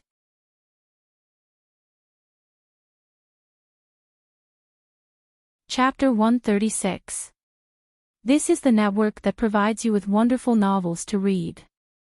Enough. Clearwood's face was icy cold. Grandmasters, who here is confident that they can cure the 13 sea spirits according to their own strategy. The room instantly fell silent. The Grandmasters were either deep in thought or lost in thought. In short, they didn't even look at you. What nonsense. They were fierce, but no matter how fierce they were, they wouldn't dare to make such a guarantee. In particular, the ones who did this were Blue Sky Tower and Earthfault Spire. Who knew what disgusting methods they used? Grandmaster Goldrin angrily said, "Why does the contract have to be signed within 3 days? This is simply nonsense. If we had enough time, we could slowly explore it and definitely cure it." The door to the meeting room was pushed open. Chief Manager Woot said without expression, "I was the one who signed the contract." Grandmaster Goldrin was instantly embarrassed. He coughed and lowered his head, pretending that the words just now had nothing to do with him. His opponent immediately revealed a look of disdain. Chief Manager Wu stepped aside. He gestured, "Mister, please." Grandmaster Goldrin's ears pricked up. He looked up at the black-robed figure and clenched his teeth. This bastard. If it weren't for him, how could he have fallen to the point of being laughed at by others? That's right, that red coral had been cured, but so what? It was something that belonged to him to begin with. Who knew what he had done in secret? He really didn't understand why Chief Manager Wu would recruit him into Sea Spirit Pavilion. He should have sent people to hunt him down instead. Beneath the black-robed figure, Qin Yu's eyebrows arched up. He didn't understand why this pale-faced fatty would have so much resentment towards him. No, this was simply monstrous resentment. Chief Manager Wu coughed. This is Grandmaster Goldrin. He was the one who first discovered the problem with the red coral. These words were definitely giving him face. Even so, Goldrin's face still flushed red with anger and resentment. This fellow was definitely doing this on purpose. He was using the chief manager's hand to slap his face. Endure, I will endure. I cannot be fooled. If I really clashed with him now, then I would truly become a joke. Qin Yu revealed a look of understanding. So this was that unlucky stepping stone. Alright, perhaps this wasn't the right thing to say. After all, Grandmaster Goldrin had used his own face to help him pave the road to Sea Spirit Pavilion. But this seemed to be the truth. If Grandmaster Goldrin knew what Qin Yu was thinking right now, he would have fallen unconscious. So, sometimes silence represented kindness. Qin Yu walked in front of the table and observed the 13 sea spirits placed on the table. However, in the eyes of Grandmaster Goldrin, this act of goodwill was nothing more than naked contempt and disregard. If it wasn't for his breath, he would have either fainted or gone berserk. Surnamed Ning, aren't you amazing? Let me see what you're going to do. There are 13 sea spirits here, so which one can you save? Just as Grandmaster Goldrin was fuming with rage, Black Robe stood up straight. No problem. Send it to my studio. Everyone in the room was dumbfounded. Even the other masters, who had no grudges against him, had ugly expressions on their faces. You casually bowed your head, and you hadn't even determined the species of the 13 sea spirits, and you already had a way to treat them? What kind of joke was this? Moreover, what you're doing is really too unscrupulous. Aren't you clearly saying that we're all useless good-for-nothings? This was simply intolerable. Grandmaster Goldrin was the first to jump out. Grandmaster Ning, do you know where these 13 sea spirits came from? What agreement did they sign? With such an irresponsible style, once a problem occurs, who will take responsibility? Don't forget your own surname just because you're in a moment of glory. Qin Yu lightly said, although I don't know much, I should know more than Grandmaster Goldrin, so please don't worry. Also, my surname is Ning. He turned and walked out. Chief Manager, we've already wasted a great deal of time. If you want me to help, then please hurry up. How arrogant. We are inspecting them. Wasting time. You actually say we are wasting time. Surnamed Ning, don't be too arrogant. Facing a common enemy, Goldrin quickly forgot all of the previous unpleasantness. Even the red-nosed old man who had insulted him became friendly. He loudly said, Chief Manager Wu, reconsider your actions. If you are dragged down by others, you will be beyond redemption. Qin Yu stopped. He turned and swept his eyes around. Everyone, do you want to make a bet? Goldrin angrily laughed. If you can cure the 13 sea spirits in 3 days, then I will give you my head with both hands. Qin Yu shook his head. I have no interest in Grandmaster Goldrin's head. How about I exchange it for spirit stones? How about 500,000? As soon as spirit stones were mentioned, Grandmaster Goldrin's heart, liver, spleen, lungs, and kidneys twitched. He had paid 600,000 spirit stones for Red Coral's mistake. 600,000 spirit stones was something he had painstakingly accumulated over many years. As he thought about how it was all in this black-robed man's pocket, his eyes turned red with anger. I will bet 1,000,000. Grandmaster Goldrin roared. Brother Goldrin is so heroic. Chief Manager Wu, we aren't targeting this matter, but we are dissatisfied with this surname Ning's arrogance. 500,000 spirit stones. There's also me. I will also join in. 6 high-level sea spirit teachers immediately placed a bet of 3.5 million spirit stones. Clearwood's complexion was icy cold. As she looked at this group of red-faced fellows, all she could do was stare at them. She wished she could strangle them all to death. As she looked at Qin Yu who had provoked this bet, she found him even more displeasing to the eye. If looks could kill, he would have already been chopped into 70 to 80 pieces. Qin Yu smiled. Chief Manager Wu, please act as a witness. Chief Manager Wu bitterly smiled and nodded. For some unknown reason, as he watched the two leave, Grandmaster Goldrin suddenly shivered. He felt an inexplicable sorrow for his own pocket. But soon, he expelled this thought and told himself not to be frightened by him. He took a deep breath. Beneath the anger in his eyes, a trace of happiness flashed.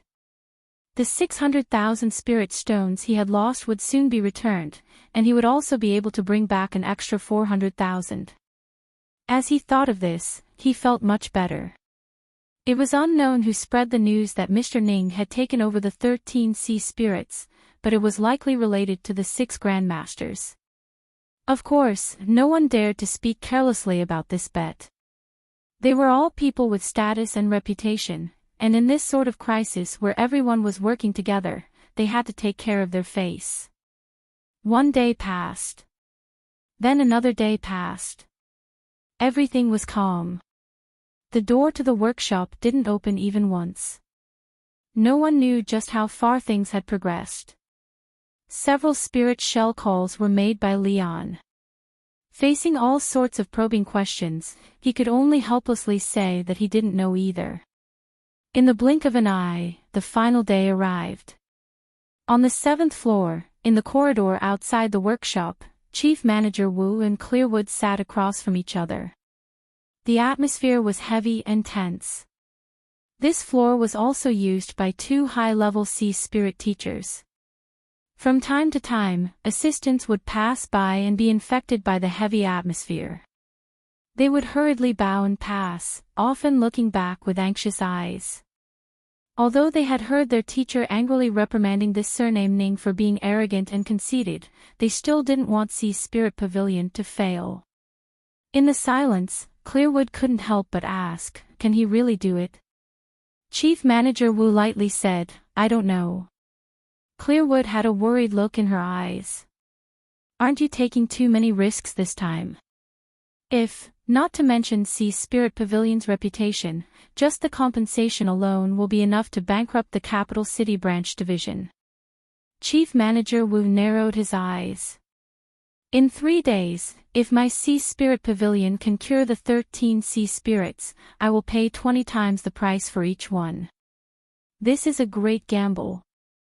They are betting on their own methods being brilliant, and I am betting on my eyes being sharp enough. If we win this battle, the 3-way balance of power in the capital city will be broken and Sea Spirit Pavilion will truly reach the top. I can retreat, but I don't want to." Clearwood revealed a look of admiration. She whispered, "There's only an hour left." Before she finished speaking, the sound of a spirit shell in his chest rang out. Chief Manager Wu took it out, his expression calm. On the other side, a calm voice sounded, a bit weary. "All right, come and take it." Pada, the call was hung up. Chief Manager Wu laid down the spirit shell. All the pores on his body opened up and sweat gushed out, soaking his robes. His hair stuck to his forehead and he looked incomparably distressed. Clearwood's smile bloomed like a snow lotus. "Congratulations." Chief Manager Wu wiped away his sweat. "I originally wanted to collapse, but it seems I overestimated my own character. I've let Manager Clearwood see me make a fool of myself. But now, let's inspect it first." The array formation runes on the workshop's door dimmed. Leon held up a sea ray storage shell in his hands. "Teacher said that everything is inside. Please take a look." Chief Manager Wu took it and probed it with his divine sense. After several breaths of time, he took a deep breath and handed it to Clearwood. He picked up the spirit shell and said, "Help me connect to number 287. The connection was connected. He could hear the breathing of the other side. "All right, come and take it." Qin Yu's words were delivered word for word. Bang! There was an explosive sound. Presumably, the spirit shell had been smashed to smithereens. Moreover, before the connection was cut off, Chief Manager Wu could clearly hear something heavy fall to the ground. He couldn't suppress the great waves in his heart and he reared his head back and laughed. "Ha ha ha ha." Clearwood grasped the storage shell, her eyes bright and beautiful. Her eyebrows were filled with joy as if she had just picked up a golden ingot. Not too far away, several assistant sea spirit teachers saw the appearance of these 2 great figures and felt a chill run down their spines. An electric current swept through their bodies and they screamed out in unison as they turned and ran. Success! Mr. Ning succeeded. Waves of ecstasy rapidly spread through Sea Spirit Pavilion. But, what left the assistants puzzled was why the teachers all had constipated expressions on their faces. Their smiles were uglier than crying. Soon after, an ambulance rushed into Sea Spirit Pavilion. This was because Grandmaster Goldrin had fainted once more. In a courtyard within the capital city. The coral was crimson like fire. This indicated that it was noon, the time when the temperature was at its highest. But, the two people beside it were shivering with a cold intent. They had taken this opportunity to attack and should have been able to complete their mission without leaving any traces behind. But, who would have thought that something unexpected would occur? Not only did they fail, but they had almost exposed themselves. A black-clothed sea folk coldly said, "Investigate everything related to this Mr. Ning." The other sea folk cupped his hands together and quickly left. In the following period of time, the capital city was surging with dark waves. The ordinary sea folk were at a loss, but Blue Sky Spire and Earthfault Spire had suddenly stopped business. This became the hottest topic of conversation for the people of the capital city, and countless rumors wildly spread out. Sea Spirit Pavilion took advantage of this opportunity to launch a series of activities. There were promotions, rebates, discounts, and so on and so forth. If one observed carefully, they would discover that during these activities, many dignitaries of the capital city who rarely interacted with Sea Spirit Pavilion sent flower baskets to express their congratulations. In this way, they expressed their apologies for some matters that had occurred some time ago.